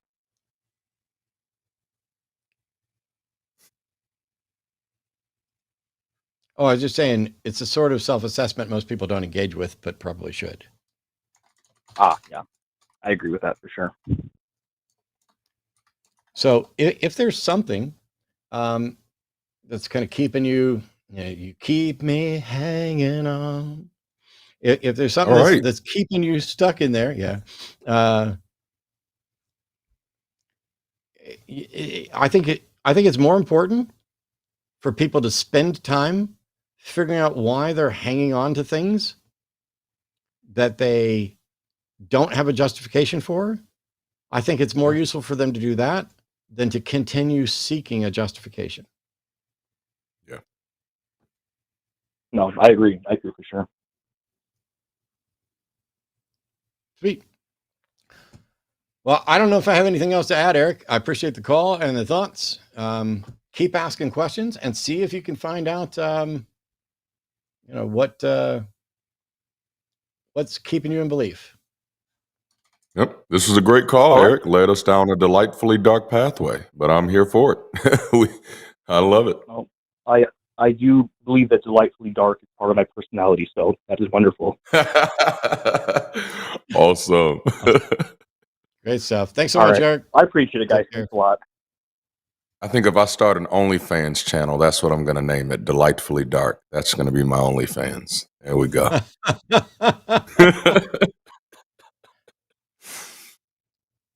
Oh, somebody in chat says, Matt, I called and you wouldn't take my topic. How come? Well, I don't know. What was your topic? Because I'm not engaging on veganism. I'm not getting into Israel and Gaza during the Sunday show. There's plenty of other shows all over the network. That seems like it's a really good time to remind people, as I did earlier today, about all the other shows that are available here on the line and what's going on and kind of what the purpose is for a number of them. So, for example, whoops. Let me pull up my list. This is the Sunday show. We're going to be here either till we run out of callers, which we're having a difficult time getting Theist in for sure, or until 5 o'clock. We've got a hard stop time, at which time you will be shifted over to a brand new program. It'll be on the Jimmy Snow channel, and it's called Calling It Now, where Jimmy and Jovan Bradley will be there as your host to welcome you and talk about that. Then there's the Sunday show After Dark, which starts at 7 p.m. Central Time with Owen Morgan and Dr. Darren Adair, both of whom will be speaking at LineCon Online next Saturday. So it's your chance to kind of prompt them, say, hey, what is it you guys are going to be talking about? And maybe they will say, what is it you want us to talk about? Because this thing's going to be available to patrons at the $15 a month tier or higher. And that's amazing. It's a great opportunity. We're going to be doing more of these. We're going to have these little miniature kind of online conventions with some lectures and Q&A periods to do what we can to help not only build up the line, but the line community and make sure that people are getting access to what they need. What did you want to learn? If you're just here because you want to see somebody get grilled because they couldn't answer the single most obvious basic question about the subject they called in to discuss, well, you get to keep doing that. You can like and subscribe, and that's awesome. I wish it never happened. Like, I get it. I know me, and I know what people think about me.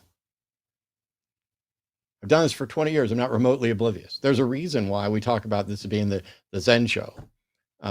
Because despite the fact that I think not only is there righteous anger and an incredibly justified irritation at dishonest interlocutors and a ton of prank calls as well. Yes. We want to have good conversations. We want somebody to call in and say, hey, I'm still a theist, but I'm not sure why. Hey, I'm a theist and I think I know why. Hey, what's wrong with my argument? Hey, what's wrong with you guys? Why aren't you? Well, we're not going to do vegan on the Sunday show, but why don't you believe in God? Why aren't you there with the rest of us? Where do you get your morals from? How can you know what reality is? What's true? What happens when science and my faith come in conflict? These are all valuable discussions that I guarantee you, Darante and I have both had with ourselves and with others. Like, I didn't just decide one day, screw that God guy. I'm going to go out and enjoy my sinful existence with no thought or consequence of anything. No offense. There's no way to say this without sounding arrogant. I understand how it sounds, but I also think it's true. I'm an atheist because I took Christianity seriously. I'm an atheist because I took my obligation under 1 Peter 3:15 seriously. I'm an atheist because I care more about whether something is true, justified, and good than whether it is dubious and feels good. Yes, sir. I'm an atheist because I cared more about being honest to myself and to the world than putting on my Sunday best in order to go hang out with friends and family and show everybody so that they can show me how much they love God and I can show them how much they love God, and God doesn't show up to show anybody a fucking thing ever. Preach. I'm an Facts. atheist who's been sitting here for 20 years asking the same questions over and over again. And I know the callers out there, they haven't watched every episode for 20 years. Some of them may have never seen an episode. Some of them may have been convinced to call in by a friend. And if you're that person and you are not prepared, I'm genuinely sorry that your friend did that to you. Oh, yeah. I'm genuinely sorry. I've had people call in and say, hey, I want you to talk to my mom. Does your mom know anything about what we do here? No. Does your mom have any skill or training or understanding in theology or doctrines or anything? No. But my mom still believes in God and I want her to talk to you. Okay. Just know what you're getting into. This has happened before on one of the other shows where I called that kid out. I got in trouble. I had atheists saying, oh, you were really mean to that kid for calling him out for being shitty to his mom. I don't care. That was shitty. Yeah, that's bad. You don't throw your little kid into the octagon with an MMA fighter. Any of them. Not the top one. Pick the worst MMA fighter. I could be the worst counter apologist on the planet, and you still don't want to throw in somebody who's not prepared at all. We do this because we give a shit about the kind of world we live in. And believe me, it's incredibly frustrating waking up constantly to a world that doesn't seem to care about truth or how to find it. A world that either does not care about getting to good or is not even aware of what good is. They have bought into so much doctrine, so much hate, so much, this is my group and you are over there. Yes. Those are the things I don't accept. I'm a skeptic, I'm a humanist, and I'm an atheist. And the atheist is the least important of those three, but it's the one I spend the most time on. It's the one I spend the most time on in part because theism is out there in the wild trying to take over the world and dictate what kind of world the rest of us are allowed to live in. Project 2025 and Christian nationalists have taken over the country and are continually ramping up their fascism, their Christian nationalism. You have the Secretary of Defense reposting Christian nationalist stuff, suggesting perhaps women shouldn't be voting. Is that what your God wants? Today we started the show, and we're going to continue. We started the show by saying, does your God do anything, and how do you know? Now I'm changing. I want to know, why the fuck does your God not do a damn thing?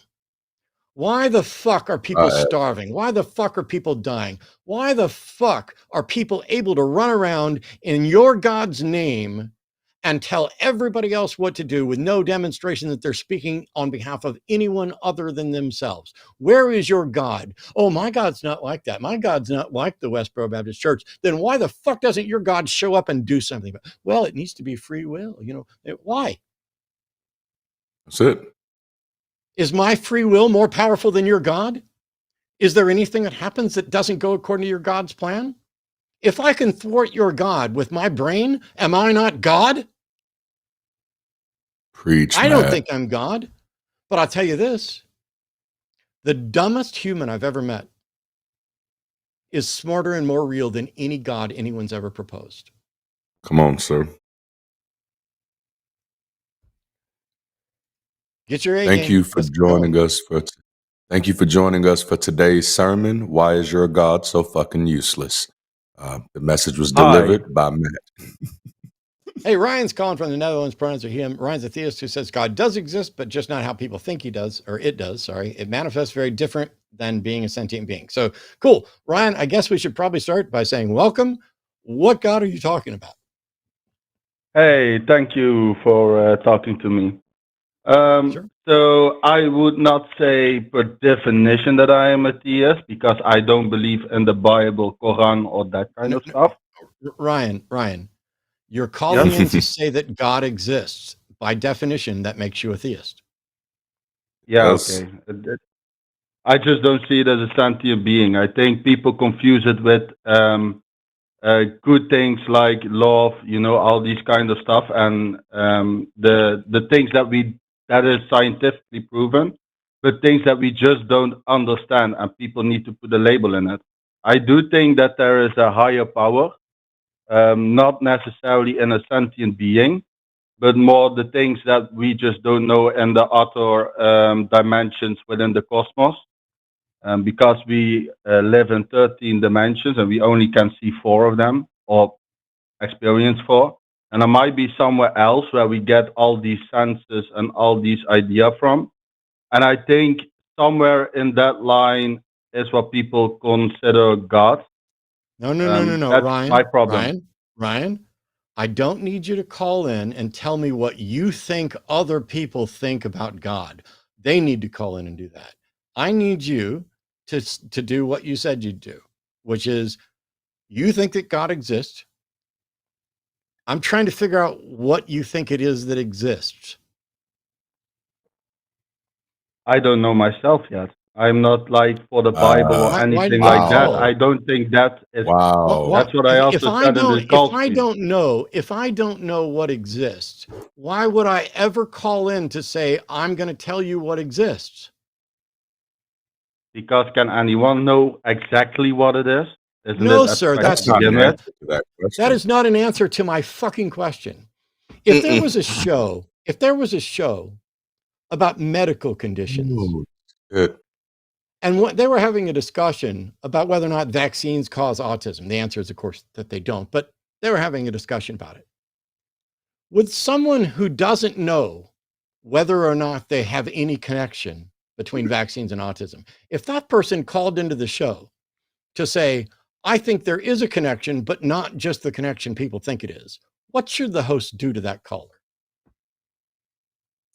Ask what the connection could be. And they are. Yeah. And when they say they don't know, what should happen then? Well, I'm not saying that I don't know in the way like, yeah. Like I said, I think it exists. The question I asked you, I didn't say anything about you. I said, what should those hosts do? They're having a conversation about whether or not there's a link between vaccines and autism. And somebody calls in to say they think there is, but it's not what people think. And then when you ask what it is, they don't know. What should the host of that show do to that caller? Ask for what kind of reputation they have, what kind of expertise they have, if they have papers. Oh, no, sir, Ryan, because the expertise in a subject is irrelevant. You could be the world's foremost expert, and if your answer is, I don't know, you are now useless to the conversation. Plus, your expertise is irrelevant. That is an appeal to what? Well, if someone does it for more than 40 years, their expertise is very much useful. No, Ryan. It shows you what you don't know. It's not fucking useful. If your statement is that you don't know, then you have no expertise to share. Let me explain to you what the host should do to that caller. Okay, we're moving on to the next caller. Oh, man. I don't want to give another sermon. What I want to do, G is calling from Romania, an atheist with questions about morality. I would like for Darante to dig in on this one while I take a breath so that I don't yell at another person. Oh, you've been on it. Let's go. Hi, Gia. How are you? Hello. It's surreal. I'm watching the TV and there's a huge delay here in Romania. Yeah, you should turn the TV thing on. So, yeah, okay. So, yeah, I'm fine with the subjective moral framework, let's say, and I have this problem that if somebody comes at me with a so-called objective framework, what do I tell them? How do I do that? Okay, say that one. Run that back. So you're saying that when someone asks you about objective morality, what do you tell them? So when I'm trying to defend, for example, human rights to a theist, what do I do? How do I go about that? Oh, see, now that's a big question. Like, how do you defend human rights? I guess it depends on the human rights you're defending. What are the problems that you're running into? Let's start there. Give me an example. Like what is the problem that you're running into when you're trying to defend human rights? Well, the first problem is that we know we atheists don't have a moral to stand on, like an objective morality to stand on. So it's, dismissed at first move. It's a very interesting statement to make. So what you're saying is how do we as atheists speak about morality? Is that what the root of this question is? How do I defend moral concepts from a subjective morality framework? What are I the think you center it frameworks? on harm. Yeah. Yeah, I think you center it on Sorry? harm and human well-being. Yes. I don't know. For example, human life is valuable, and they may accept it in conversation, but they may not think that actually, or they just may try to, I don't know, avoid any starting point. I don't know.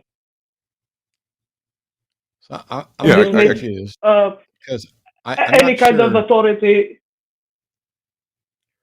that I what. could have speaking on the subject. Okay, so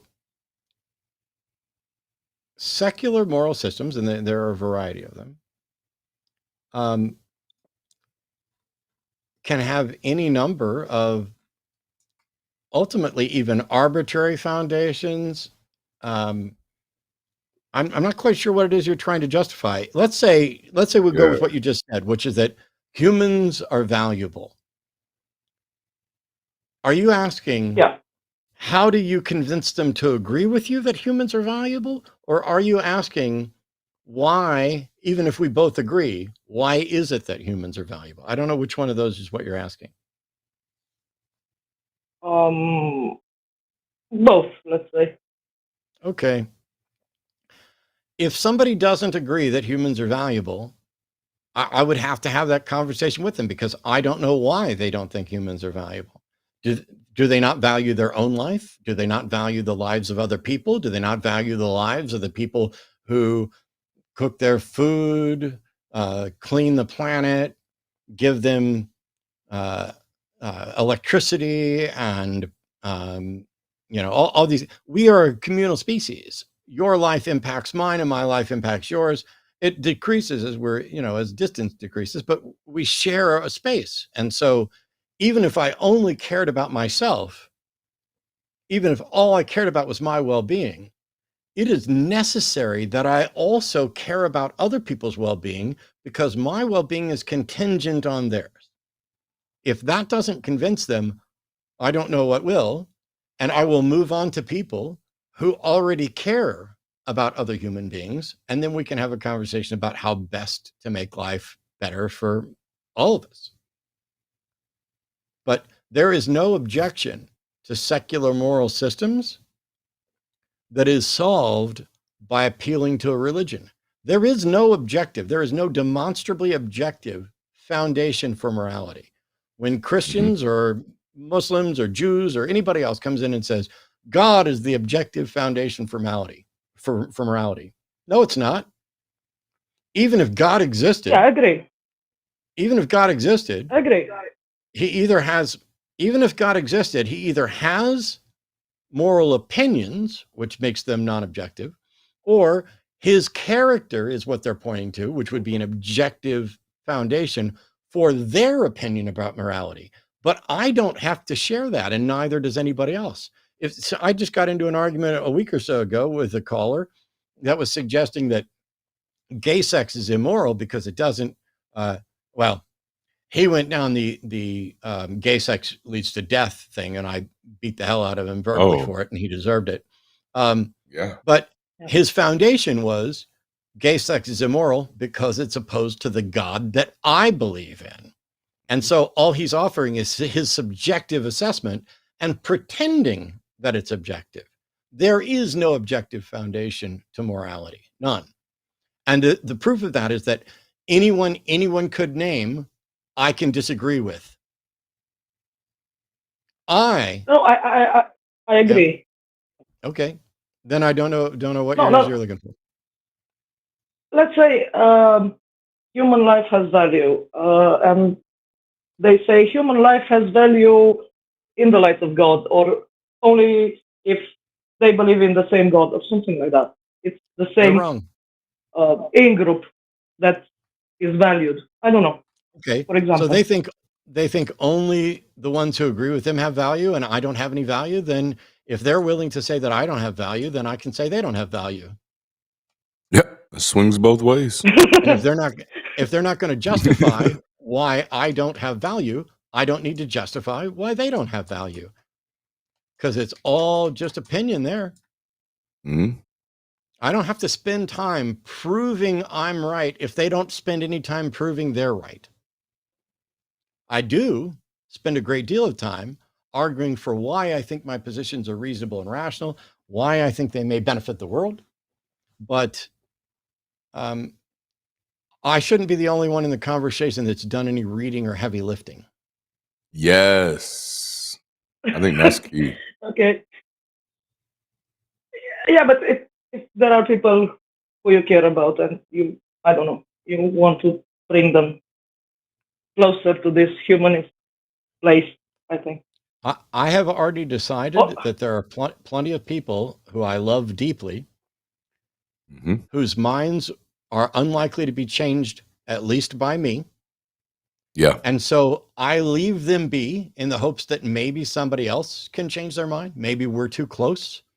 You know how, like sometimes when a couple fights, yeah, they're never, ever going to resolve it just between themselves because they're too close to it to see anything other than I'm right and you're wrong.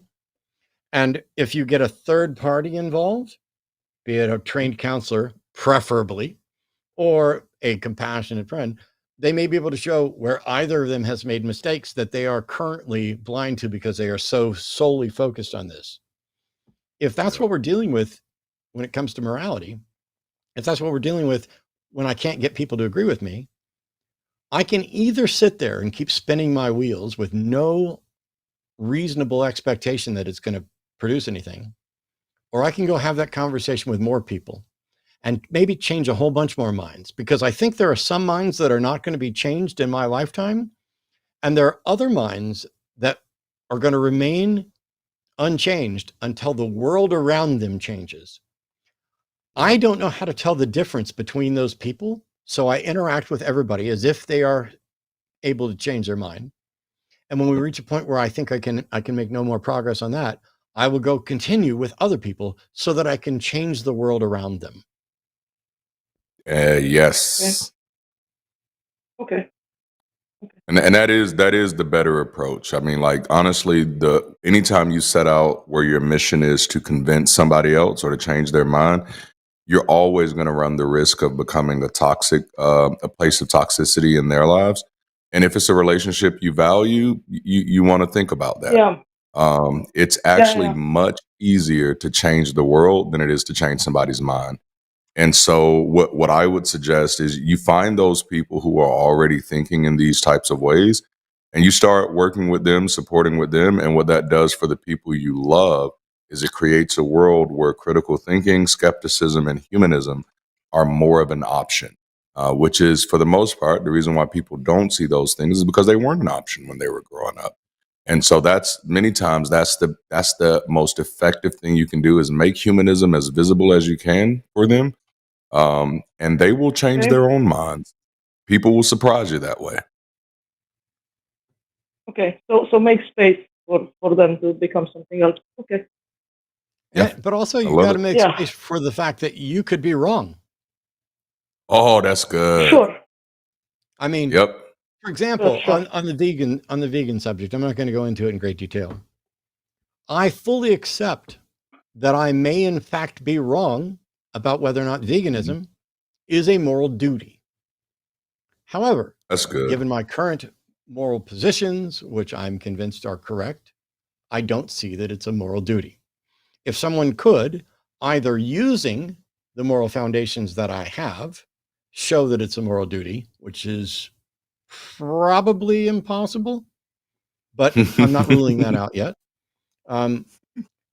Then I would acknowledge that I'm in conflict with my own moral views.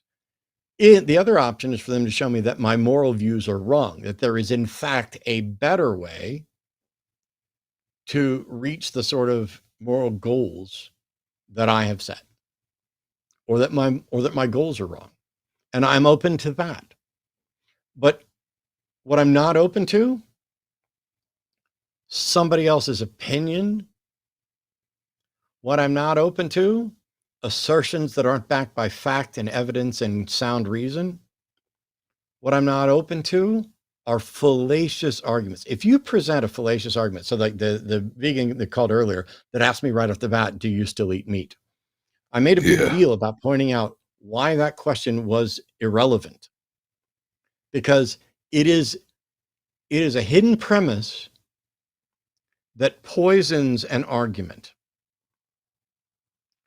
They're assuming that if you eat meat, you're A, B, C, D, and those things don't necessarily follow. So I'm not open to fallacious arguments.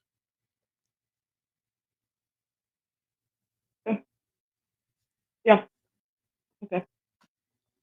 Anyway, I hope that helps you. We got to move on to some other callers, but yeah, there's a couple lectures I've given on the superiority of secular morality out there, and maybe they'll be helpful. All right. So we have a few callers and no theists. Darante, I'm afraid you and I have to have a talk. I've been not wanting to say this, but you're scaring off all the theists. I'm pretty sure because they're all racist. I mean, we're already well aware that any clips we put up, any shows we do where there's a person of color involved, there are fewer views. Yep. There's less interaction. I mean, this was how it was relayed to me. I have no idea if the algorithm is imposing that racist disparity, or if it's just echoing the racial disparity that already exists. But it's hilarious to me and sad that is the case. It's like when people talk about problems with the law and how what we have is there's implicit racism and explicit racism. Yes, sir. Explicit racism is, engaging in slurs and burning crosses and all kinds of, that sort of stuff. And then the implicit racism is racism that is intrinsic to the system because of who built the system. And when we have things like mandatory minimums that affect one community more than another, it should be very obvious that if we're affecting more than one community more than another, we have something that is by definition unjust. The problem, though, is that the people that it's unjust towards do not currently have the power to overcome all the people who don't give a fuck that it's unjust towards. They don't have to want it to be unjust. They don't have to be hateful about it. They just have to not care enough that it's unjust. Yep. And so the Christians out there, the Jews out there, the Muslims out there, it's time to put up. Well, I would say put up or shut up, but it's very clear you guys have shut up fairly strongly. Oh man. Let's see how we're doing. We've got Felix who's messaging in from Nigeria, pronouns are him. Felix, an agnostic who says no empathy from fellow Christians on the issue of hell. If you're an agnostic, how are there fellow Christians? I'm confused, Felix, but welcome to the show. Hello? Hello, you're on. Welcome in. Okay. I'm Mark. Hi, Darante. It's really nice to call on the show. Yeah, you guys. Thank you. Okay, yeah. So why I started to look at things was just talking like from the past. I would say from the past while I was still, like fully involved in Christianity, right? So that's why I say fellow Christian. But okay, to first. Oh, okay. Yeah, to first just state like where I'm at or to put some information forward, right, about what I believe. So, regarding like the origin of the world, right, I believe that we don't know the origin. Like, there's no way we can say we fully understand, right, how we came to be or how the world came to be. I mean, we can always try to say we're discovering things or we're learning things, right? But from my perspective, I believe whether we say the universe just came to be or God just came to be, there's still no reason we can be sure of how that happens, right? So I would say I don't necessarily believe that there's a cause, right? And also, find it out. Okay, I find it hard to believe that this whole thing all came randomly, right? And I also find it even much harder to believe that there's even a God that's even more perfect, and that one too came randomly, right? So yeah, let me just put that there as like that's what I really think about how we got. I think it's really hard to know that, and we can't just say okay it's God or like the universe just came to be. I feel that's really really hard to know, right? So that's number one. And I would say what really made me start thinking about Christianity differently was like, while I was growing up, there were questions I started, asking while I was reading the scriptures myself, after getting back from church. Because I remember having some back and forth with my mom on that, questions around things I don't understand. And, the answers she gave me, they were just like churchy answers, which sometimes didn't really have roots in the scriptures and were just traditional and stuff like that. But I'll just pick one out, right? There's several actually, but one that really stood out with me. Felix, Can I'm you hear me?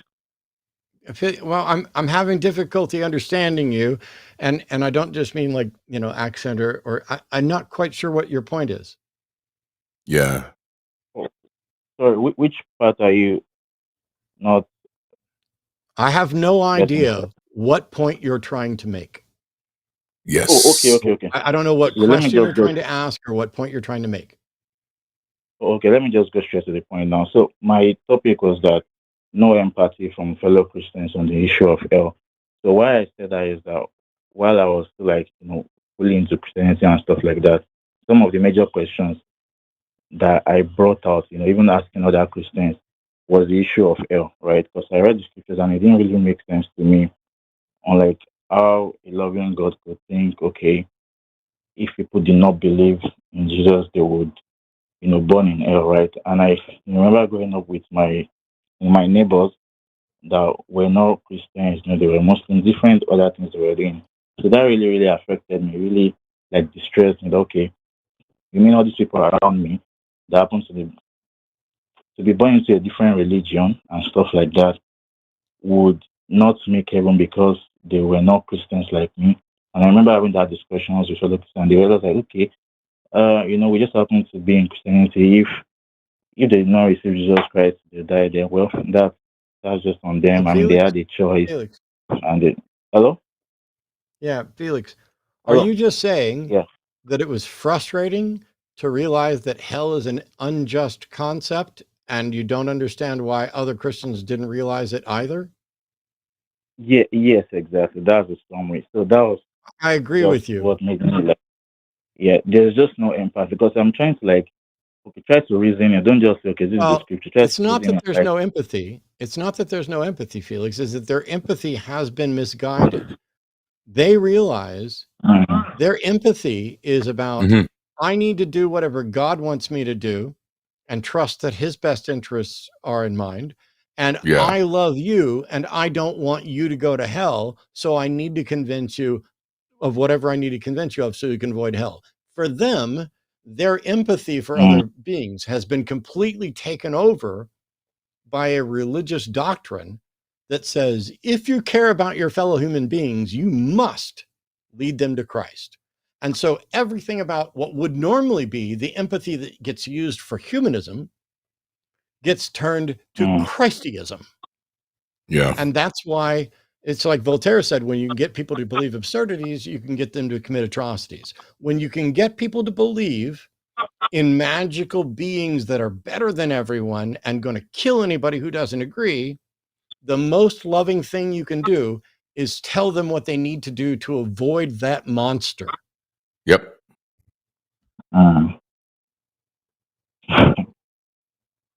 Yeah, I agree. I mean, because it was really confusing to me. Like while growing, as I said, like I thought, this is about love and everything, and it was just really again confusing because again everybody was not born into the same thing, same countries. There are countries that are, mostly like Islamic, and there are different people that maybe they didn't really have access to, the same information I had access to. So to now say everybody will be judged the same way because they just did not, happen to be born into Christianity, and that's how they went up. That just didn't like feel right. And having that discussion with Christians then, and it just seemed to just be like nonchalant with the whole thing that this is what the scripture says, and if the person ends up getting dead and they didn't do this, then that's how they will end up, right? So that was just one of the should I say beginnings of me just like, no, this can't be right. I can't just like this code does not really just seem fair this way to just like continue with and stuff like that. So yes. So Felix, I'm wondering, because it sounds like you're just sharing your personal frustrations with Christianity, and yes. I just all I wanted to can just say share that with is you guys I on agree. how. Yeah, we definitely agree. Yeah. All right. Thanks, guys, for hearing me out. I appreciate the time. Yeah. Thank you. Sure. I hope you find a way to deal less with the frustrations that people experience related to hypocrisy and, I don't know, the problematic nature of Christianity. Yeah. That it's not the Thank only you. one. Thank you, man. There's other problematic religions as well, like Islam. But yeah. Thanks so much, Quite a Felix. bit of them. Appreciate you. Yeah, I'm wondering, it's wild to me that the world we live in is one that, to me, it would seem intuitively obvious that we have a vested interest in working cooperatively. Like we understand from game theory that's better.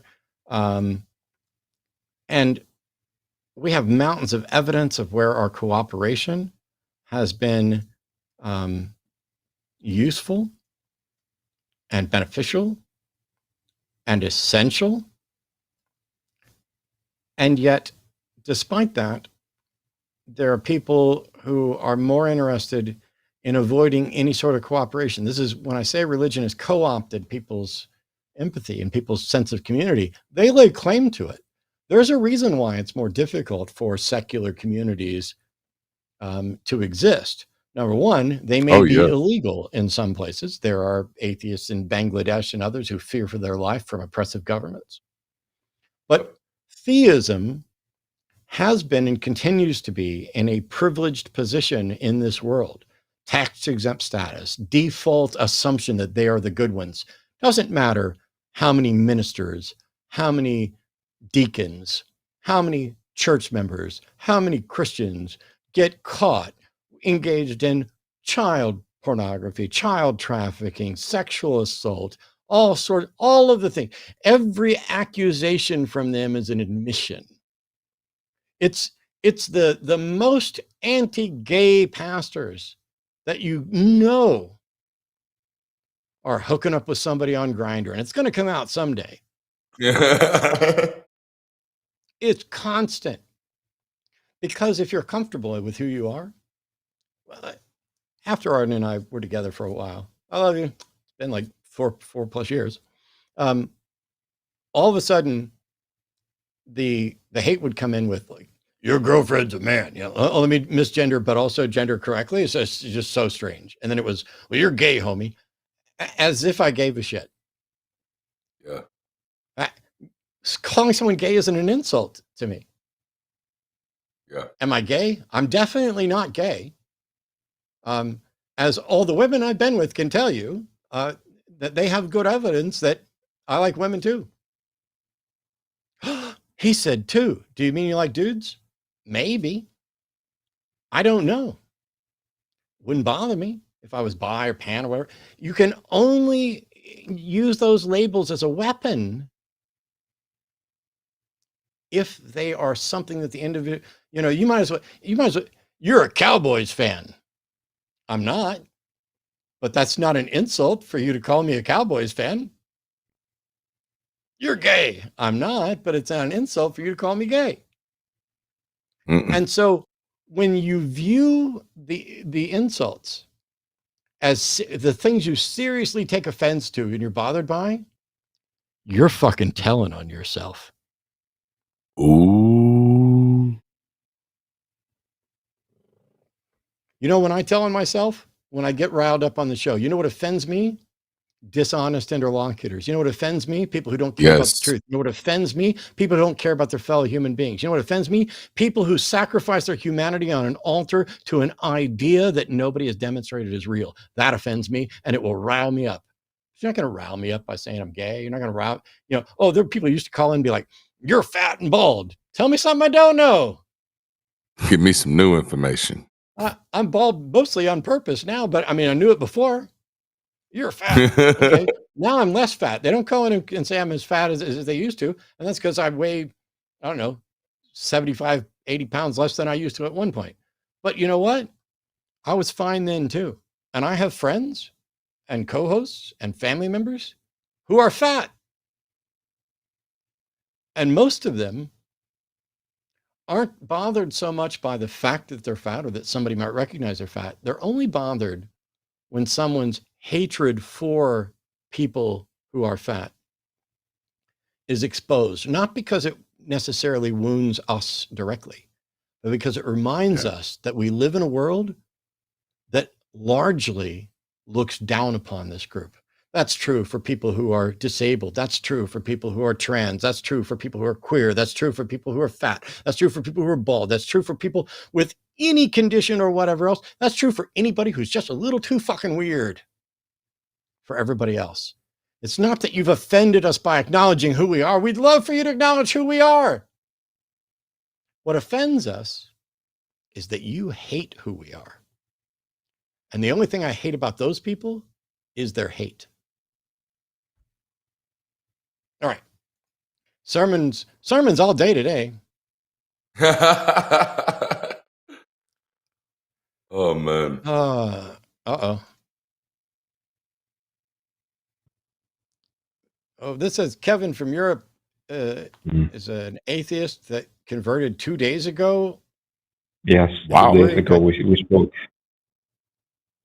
And you're worried that I think something about you that's not true? What do you think I think about you? Because I don't know who you are.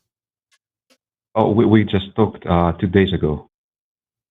I was an agnostic, and you, I think there was some misunderstanding that I wanted to clarify. But first, yeah. Okay. But first, I want to.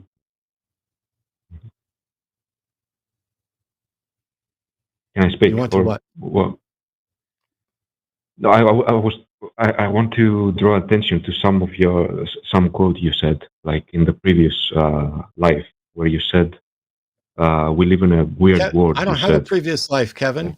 I don't have a previous life that I quoted. It says here that you're worried that I think something. It says here, or the call screener has a note here that says you're worried I think something about you that's not true. What is it you think I think about you? Okay. Earlier you asked me what do you think? You asked me what do you think people should believe without evidential warrant? And I answered intuition, and you said that's completely irrational. Okay, we're done. We're done, Kevin. Listen up. I'm not rehashing this call from the other day because you're the individual who completely threw out reason in favor of intuition and even said it was preferable.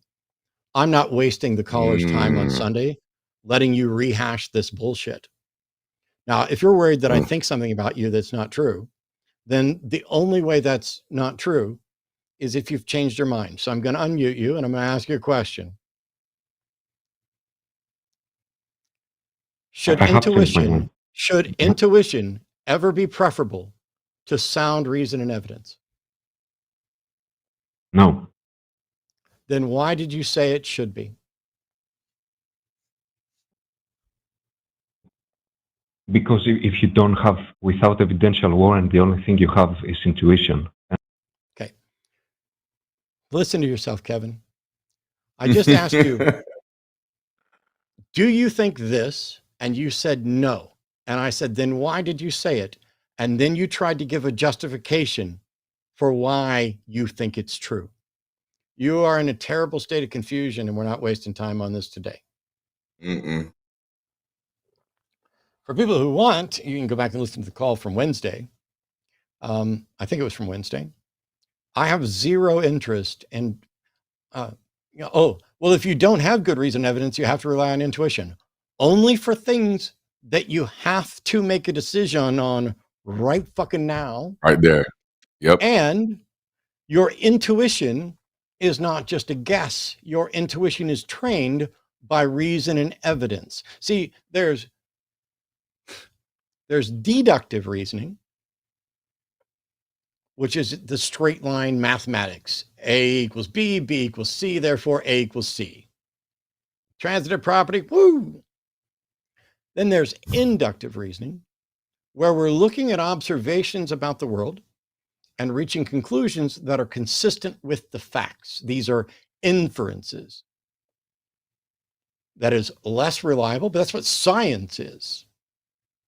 Then there's abductive reasoning, which is an argument to the best explanation. But you only have access to, there could be 83 potential explanations, and that set of potential explanations may or may not include the right one. And so you're arguing for the best one from this set while acknowledging that the right answer might be outside that set. And that's why no abductive argument is going to convince me of something that I don't have to make my mind up about right fucking now. Love that. There is no point at which I need to use intuition in the way that you referred to it on the last show. None. I don't have to make up my mind about a God. I don't have to have an explanation for why there's something rather than nothing. I'm not even convinced nothing is possible. I don't have to have an explanation right now. I don't have to decide whether or not there's an afterlife. I don't have to decide whether or not there's a God. I don't have to decide whether or not I'm going to eat food when I get done with this show. I don't have to decide that right now. Oh, wait, I just did. I'm going to eat food when the show's over. But I didn't have to decide that. And I still don't know how quickly. You should probably do some thinking, and maybe put together an email, send it in to explain what your thoughts are. Because right now, in just 2 quick questions, you instantly contradicted yourself. And I'm not going down the road we did on Wednesday. It is a waste of time to try that again today. All right, here we go. Anne's calling from California. Here, I have a question about Christian nationalism. Would it have gotten as far as it has today without a push from politicians? No, of course not, Anne. How are you?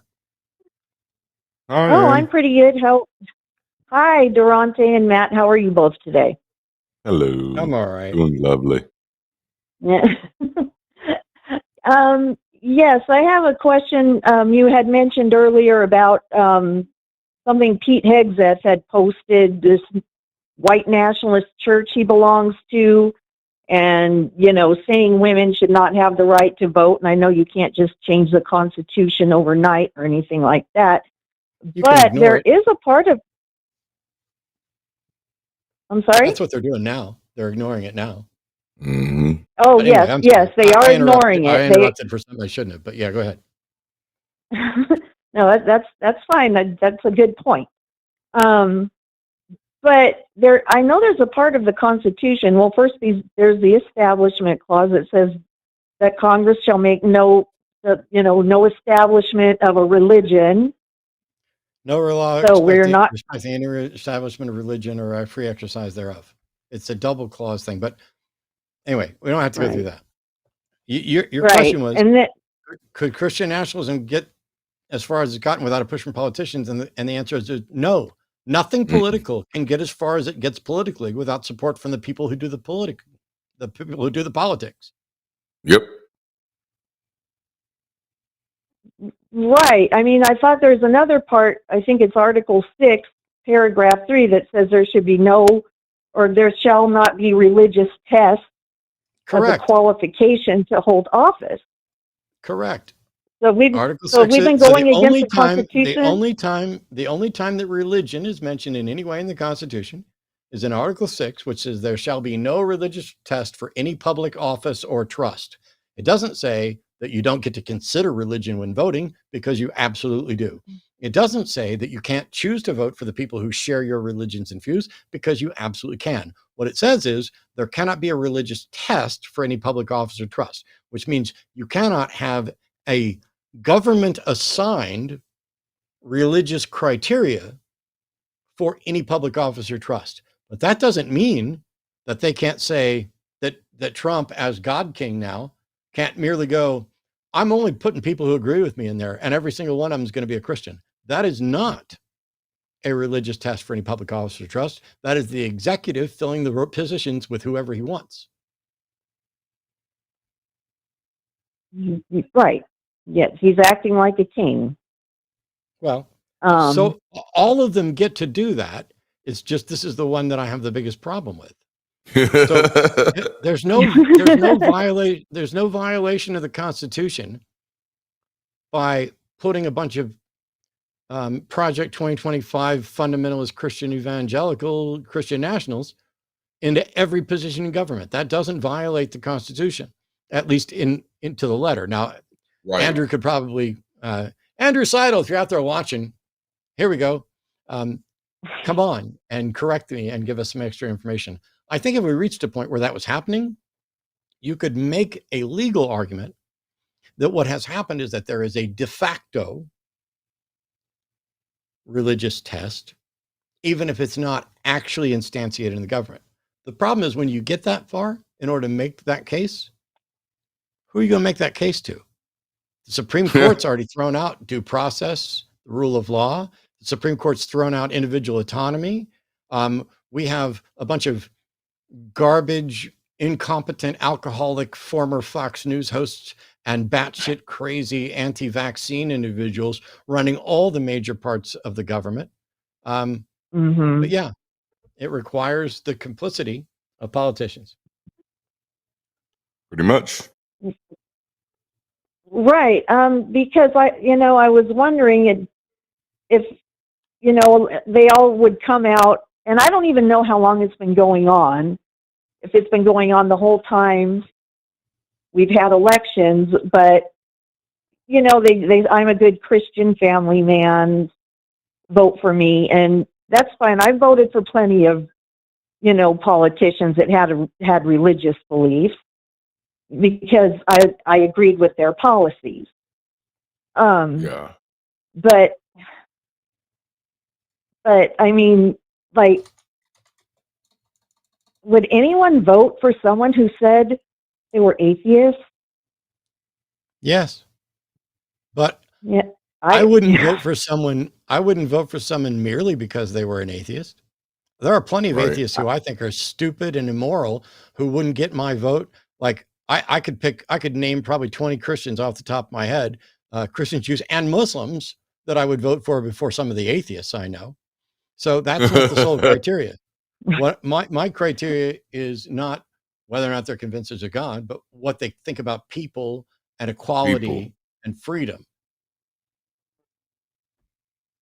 Right. Yes. Yes, exactly. I mean, I would vote for an atheist if I agreed with, their positions, but because that's how I vote for people. I voted for Joe Biden, and he was Catholic, and he was, he didn't make a secret of it. And he didn't bring religion into government. Yeah, he did. He just didn't do it. Oh. He was less harmful on that particular subject than some others. I appreciate you for saying that, Matt. Yeah. Yes, okay. maybe that's why I didn't think he really brought it in, you know, not the way it's coming in now into No, nothing's government. And ever I'm worried. Yeah. nothing's ever happened. You're worried. Me too. I think there's going to be a civil war. I think the United States is over. How much more worried can I possibly be? When you throw out the rule of Yeah. law, when the fascists take Mhm. over, when they start censoring the government websites to edit the Constitution on those sites so that parts of it don't appear, Yes. Yep. Yeah. we're done. There's going to Yep. be violence. There's going to be trauma. There's going to be an end to this. We are reaching a point where there's going to be some sort of revolution. Yep. I hope There was a time. it's as peaceful as it can be. But you There, cannot. Yeah. Yeah, go ahead. I'm sorry, Darante. no, you're fine. I was just there was a time when I was still a believer, Matt, where I was sitting in a service, coming to terms with the fact, because the people who are involved in this now, they come from the circles that I come from, and coming to terms with the fact that the version of Christianity that I was involved in was absolutely anti-democracy. And it didn't present itself as that way, but the more and more I listened to the messages, it was very clear that what we were looking for was a apostolic revolution, an apostolic reformation, where God becomes the center in charge and we want to take over every aspect of government. And it kind of breaks my heart that I'm actually seeing that happen in real time, because it doesn't bode well. Like, this is frightening, and this is one of the harms of religion that we really need to be ringing the alarm on, because this is absolutely kingdom theology running amok in our nation, and we're just kind of sitting back and letting it happen. Yep. Yeah. Yeah. And that's like, I mean, I'm really scared because, you know, they've already started taking away women's rights. Yeah. And maybe I can no longer get pregnant or worry about having an abortion or anything. Like, I want other people that are, you know, are in that situation to be able to have the choices I had when I was coming No, they up in don't. the 80s and the 90s. Yeah. And I They feel don't. awful about that. Me too. That, And I mean, this is what really we have to, scaring me. okay. Some of us Yeah. been scared for years. I understand. Oh yeah. It's there's people in chat talking about it. There's going to be financial collapse. There's going to be hunger. There's going to be martial law, probably in a number of cases. They have teed up the possibility of all of those things. They keep pushing the boundaries of what they can do to see when there's going to be pushback. And you know what's fucking embarrassing? You know what's absolutely awful? What's awful is that the first thing they're getting any pushback is Epstein. So that's the Right. first thing that the right's shown any backbone about at all. And it's It's a because they're fucking starting to circus. realize that they were lied to. They were, oh, the Democrats have these pedophile rings and blah, blah, blah. And we can't wait till we get to the bottom of it. Trump's the truth. Trump's, you know, they're starting Yeah. And he to keeps changing realize his that they were story. fucking Yeah. lied to. But it's embarrassing. Yeah. They didn't care when the queer folks started losing their rights. They didn't care when Nope. women started losing their rights. They didn't care when we rolled back reductions in nuclear power, or not nuclear power, nuclear weapons. They didn't care when we stopped caring about climate change. They didn't care when the science was shut down. They didn't care when we dismantle education. They didn't care when we start booting out immigrants. They didn't care when they start waiting in court for people who are doing it right to deport them. None of that mattered. They just want their fucking gossip about someone who they already should know is a fucking monster. And they need to, I want to see the evidence because I don't think he is. Then you're a fucking idiot, which we already Pretty knew. much. MAGA, everyone. Yeah. I posted this the other day. Here's what I posted on Facebook, and I mean it. I absolutely fucking mean it. Gerrymandering, redistricting, a new census criteria, redacting the Constitution on government websites, ending due process and the rule of law, lies and stupidity. The United States is about to end. Thanks, MAGA. Thanks, Project 2025. Thanks, fascists, bigots, idiots. Thanks, anti-science, anti-humane ghouls. Yet another line has been crossed and the rules are changing all around. If anyone reading this, and anyone hearing my voice now, I'll add, is a Trump supporter, don't ever fucking tell me. It'll be the last time we speak, you vile fuck. Just unfriend me, stop watching me, go the fuck away. Yes, even if we're related, even if you're my mom. Get the fuck out of my life. You have shit on all of us, and we're fighting back. Anyway. Yeah, and I don't even like Trump. People who said they voted. I'm sorry. No, you're good. You're good. No, I don't even like when people say, "Well, I voted for Trump and now I regret it." Like those people, like, well, you screwed us all. Yeah. They're still looking at that like, oh, I ate that dessert and now I really regret it. No, you don't. Yeah. You're just suffering the consequences. You fucking loved eating that goddamn dessert and you're still happy you did. You're relishing in the consequences now. They're not sorry. Yep. You were fine with it as long as it was going to happen to other people. The moment it starts happening to you, now it's a problem, which shows what type of fucking human being you are. Yep. Yeah. And I don't have an answer for you outside of that. I share your frustration, but I got to get onto some other calls, especially stuff that's hopefully more tied to the Sunday show. Otherwise, I'll just be sitting here sermonizing on politics. Okay. I'm sorry. I didn't want to do that, but I have been worried about this guy for a couple of days now, ever since the story came out, and I just wanted to call and get your take on it. And you did give a take kind of earlier on it when you were talking about Pete Hegseth and what he posts, and you seem very comfortable with it. On Wednesday. That's not what this show is. I'm talking about that on Wednesday. This show is for theistic stuff. Okay. Cool. Well, thank you for taking my call. I appreciate it. All right. Bye-bye. I mean, not that it's hard to get me to complain about what these jackasses are doing it. Oh. We had a caller I was getting ready to go to, and they just dropped. Oh, right. No. That's all right. Let me try this one real quick. Chris, you're on the air. Please turn down the show that you're watching that's going to be at least 30 seconds behind. Chris is calling from Virginia, pronouncing him is a deconstructing Christian that has a question about the death penalty. So welcome to the show, Chris. You're on with Darante and Matt. Hi, Chris. Hi, Matt. Hi, Darante. Oh, hi. Hello, can you hear me? Yeah. Yes, we hear you. Yes. Oh, okay. Thank you for taking my call. I've been watching your show for a while. You guys have Chris, helped me deconstruct. Back away from the microphone a little bit. You're, for whatever reason, whatever mic you're using, you're kind of overdriving it. And it's scratchy. So just hold it a little further from your mouth. Oh, my bad. Is this good? Yep, that's better. Yes. Thank you. Okay. Well, I've been watching your show for a while, and I just have a question about humanism and the death penalty. So if, like, I put it in a short way, is the death penalty inherently not humanist? In my view, yes. Once upon a time, I was in favor of the death penalty.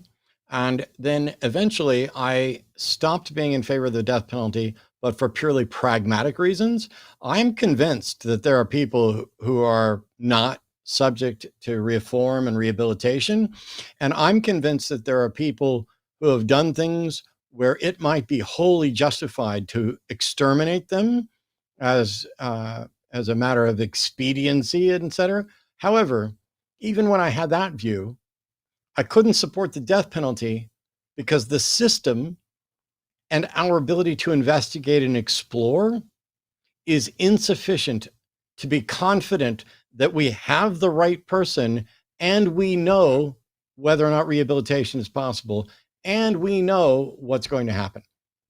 So outside of that, just on purely pragmatic reasons, even if I've still felt that people could possibly deserve to just be killed, I don't trust that we have now, nor do I trust that we are likely to ever have a system that would warrant such an action. So until we have a system that would warrant, I would say it's absolutely in conflict with humanism from my perspective.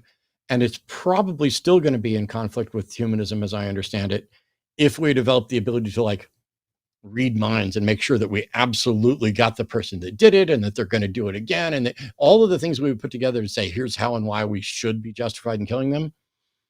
I suspect that by the time we got to that point, we would also know how to potentially fix or stop the problem. So, but we're not there yet. So for now, it's opposed to my view of humanism because there's no pragmatic way to justify it. There are people who confess to crimes who did not do them. There are people who are wrongfully convicted, who are exonerated later by DNA evidence and other things. And there are people who all of us can be reasonably confident are guilty and are likely threats to do it again. And even in that circumstance, I have no idea how to determine that their death is preferable to a continued existence with some hope of rehabilitation. Well, yeah. That completely answers my questions, actually. It clarifies. Well, I was going to ask about the logistics of, like, maybe we could look at their personal records, their own admission, but you answered everything I had to ask about. Well, thanks. I've answered that one quite a few times, and so I've honed that answer a little bit. But all right. Well, I was going to ask also about torture in the case that the death penalty is chosen, but I'm assuming that gets the same answer. For me, pretty much. Yeah. But even when I was a Christian who was in favor of the death penalty, I was opposed to torture because you can get someone to say anything under the right circumstances. You reach a point where even if it's critical, even if it's mission critical to potentially save lives, you no longer have good reason to be confident that you're getting the truth on which to act once you cross that line. Yeah. Right. Okay. Well, that was my last question. Thank you for taking my call. I'm really grateful for your show and, like, the work that you guys do. Thanks, Chris. And I want to do one more thing just because I know somebody's going to ask me. How old are you, Chris? I am 20. My voice is really high. I am just awesome. Awesome. Yeah. So I only ask, you already know, you sound young.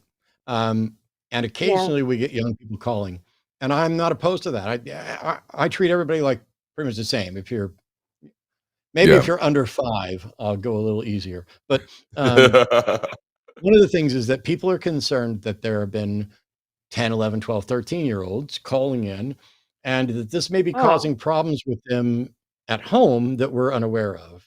And I have a serious concern about giving advice and information to somebody else's minor child, because I don't need to get sued or have some parent hunt me. You convince my kid that there's no such thing as Jesus. I don't know why I do a Southern accent every time.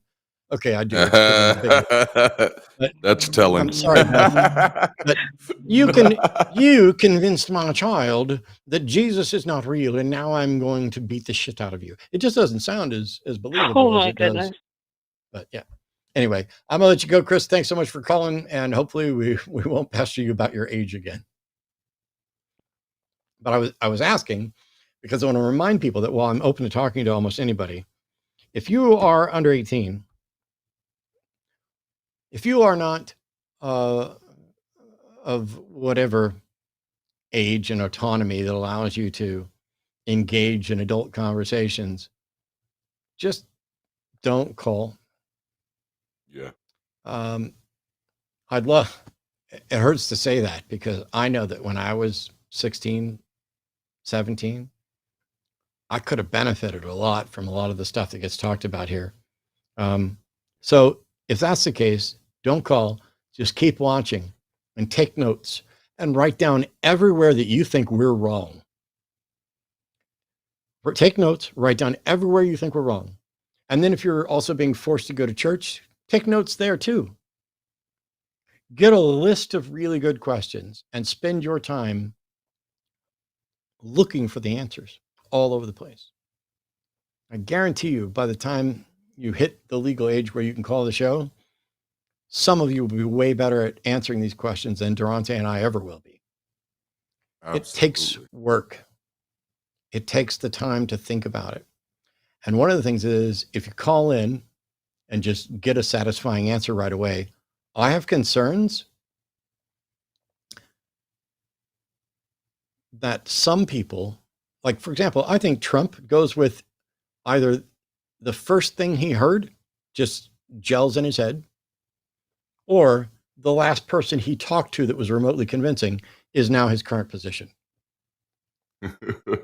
I know there's people like that. And they're not intentionally being fake or phony. They don't have the strength of their convictions, but they have to act as if they do. And I have concerns when somebody's like, oh yeah, we talked, and I call in as a theist and they leave as an atheist. And I'm like, I don't think that's going to stick. In part because I know the effort that it takes to go through to deconstruct. It's easier for some than others, but it tends to not happen in a 10-minute phone call on a show. Nope. Not that that's what that was. But. All right, let's try this. We got about 15 minutes left before you guys are going to get automatically transferred to the first episode of Calling It Now with Jimmy and Jovan Bradley over on the Jimmy Snow channel. Yes. You don't have to do anything. You stay right here. It's just going to slide you right over. But now we've got Corey calling in. Corey's a theist who wants to talk about what good God is for us. Thank you. We're after how many hours, and we're finally on topic. Oh, hey, Corey. Snap. Hi, how you doing? I'm doing well. I'm good, man. Okay. Well, when you say it's God's good for us, do you mean like society as a whole, or what good is it for atheists? I wasn't sure what. No, I meant what has God done, and how do you know? Well, Jesus died on the cross for me because of my sins, and what do you mean by how do I know? What do you mean by how? Well, so I don't necessarily have any reason to think. I'm fine with the notion that Jesus existed. He may not have, but I don't know that Jesus died on the cross for us. But even if I agreed that Jesus existed and died on the cross for us, that is not a demonstration of what a God has done. I'm asking what a God has done, and how do you know? Well, okay. God has sent forth his Son into the world to die for us. And when you say how do I know, what do you mean? Corey, I don't know what audio system. Your voice is mangled. I'm having a hard. I don't know why your voice is mangled. I'm having a hard time hearing you. So, what is it? As briefly as you can, what is it that you're claiming a God has done? Corey, can you get off speakerphone, please? Jesus to die on the cross. How do you know that God sent Jesus? Okay, well, what do you mean by how? Oh, goodbye, man. Corey. You're not ready to play at this level. I'm going to ask how. What do you mean by how? This really easy.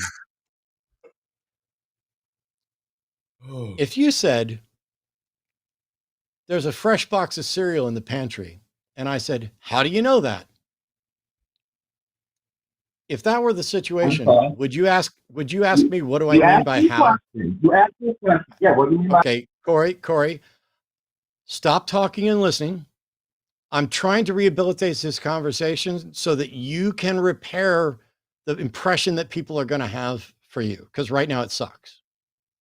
So just let's try this. I'm going to ask some very simple questions, and if they go well, we can get back on track. So if you told me there's a fresh box of cereal in the pantry, and I said, how do you know that? Would you ask me, what do you mean by how? I'm confused. I don't get what you're saying. Okay. I Goodbye. do not doubt that you are confused. That is the most truthful thing you've likely said.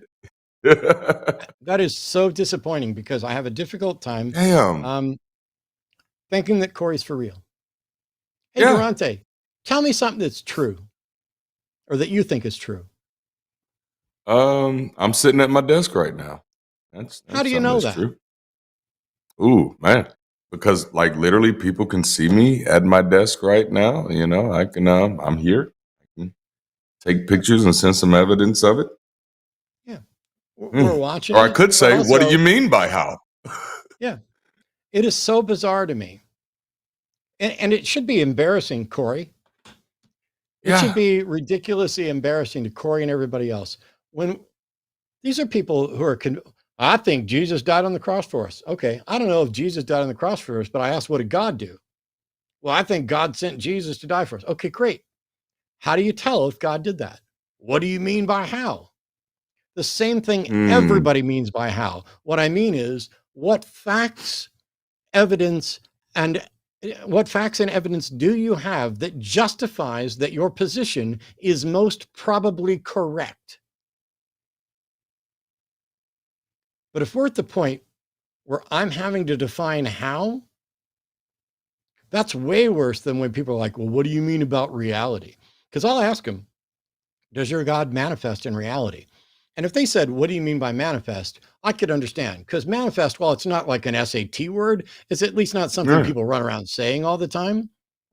And so I would then say, oh yeah, manifest just means is eminent and observable within this. It is a production of. I am manifesting an answer. I am manifesting my anger. I am manifesting my patience.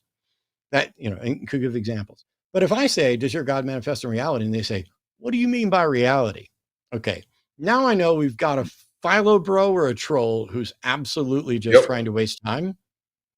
Because reality, as far as I can tell, is a hellish landscape that I'm stuck in with jackasses like you. That's what reality is. However, Thunderdome. When I say, how do you know that? And you say, what do you mean by how?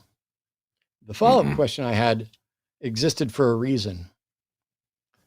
If I said, how do you know there's a new box of cereal? There's no fucking way you'd ever say, what do you mean by how?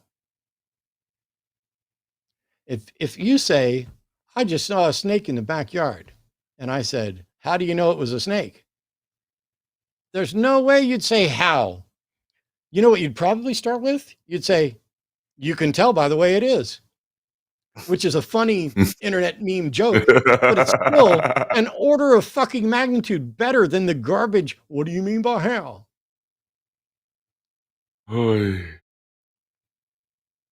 This is embarrassing. I was disappointing. Theist got Hey, nothing man, left. it's bad. The United States is dying, and so is theism, and theism is killing it. It's like a suicide pact. Anyway. It is. Damn. Michael in Texas, I he is an atheist who's trying to figure out morality. Hey, Michael, how can we help? Hi, Michael. Hey, Matt, how you doing? Hey, how you doing, sir? Hey there. My That's so my Darante. problem. I'm sorry. That's Darante. Oh, I'm sorry. I didn't realize your name. Hello, Darante. How are you, No. sir? I just like to point it out because there might be somebody else who doesn't know that's Durante, but and Absolutely. I'm just like, let's. Oh, okay. I'm not the only one here, even if my friend's quieter sometimes. Oh, no problem at all. All right, how can no we help? problem. I appreciate you guys having me. Well, I appreciate you guys having me on. So I was calling because I'm recently deconstructing, and I feel like I'm just basically floating in outer space at the moment in regards to my morality. And what I mean by that is that whenever I was religious, I was anchoring my morality into religion. It was like because God said not to, or God said to, or whatever. But now I'm having problems because I'm autistic and I struggle with empathy, and so a lot of the atheists that I see are secular humanists. That seems to be a pretty common philosophy or way of life that they have, Yes. And empathy seems to be at its basic foundation, and so for me, that's not something that I really have. So I'm trying to figure out I operate on logic, not empathy. So I'm trying to figure out the logical equivalent to secular humanism when it comes to being able to function in society in the same way that you do. Michael, did you ever watch Dexter? Yes, I did. Cool. So Dexter, for those who don't know, it's a show about a psychopathic serial killer, but he's at least got a code. And while he doesn't experience empathy, he can at least recognize that people do and have some comprehension of how empathetic people might respond to stuff. Do you at least recognize that other people operate based on empathy that you may not directly experience, but you can at least understand it? Or are you saying you don't get at all caring about other people? Well, can I give you an example? Would that be okay? I could stop you, but I won't. Okay, so this is going to sound silly, but like the other night, my wife's tooth fell out. Okay, and she was freaking out. We were at home, and she was like, "I don't want it to get infected," and she was feeling terrified. And I told her, I said, "Well, you're not going to get anywhere sitting here in the house freaking out. You know, we need to be on the road going to see like an emergency dentist or something to get your tooth fixed if it's an emergency situation or whatever." And she kept freaking out, and I said, "We need to be moving on the road." And she told me she needed me there in the moment to be empathetic with her, not logical from point A to point B, because that's the way I operate in basically every way. When I see a problem, I try to find a solution. If I can't find a solution, then I just don't worry about it. Hey, but Michael, when it comes to, yes, sir. You got a wife, right? Yes. I'm assuming that in whatever fashion you would describe it, you love and care about your wife, right? I do, yes. Would it be more logical for you?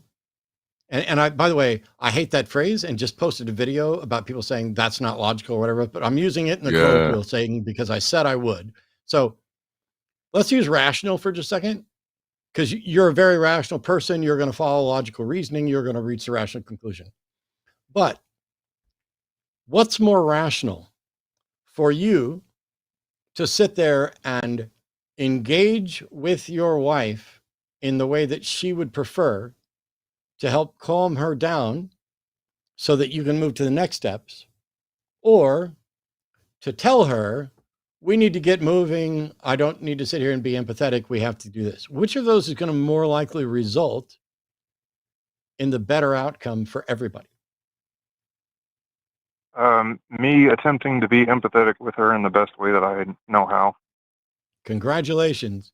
You now are, right, as far as I can tell, on the same page as me and everybody else. Because, so for example, my ex-wife, I am very focused on let's solve the problem. And if she would come back and say something like, oh, this is, and, you know, panic and freaked out about something or whatever else. Well, what we came up with, I've talked about this before. Yes, I understand that you could view this in a very bad way. We were mocking the stereotype.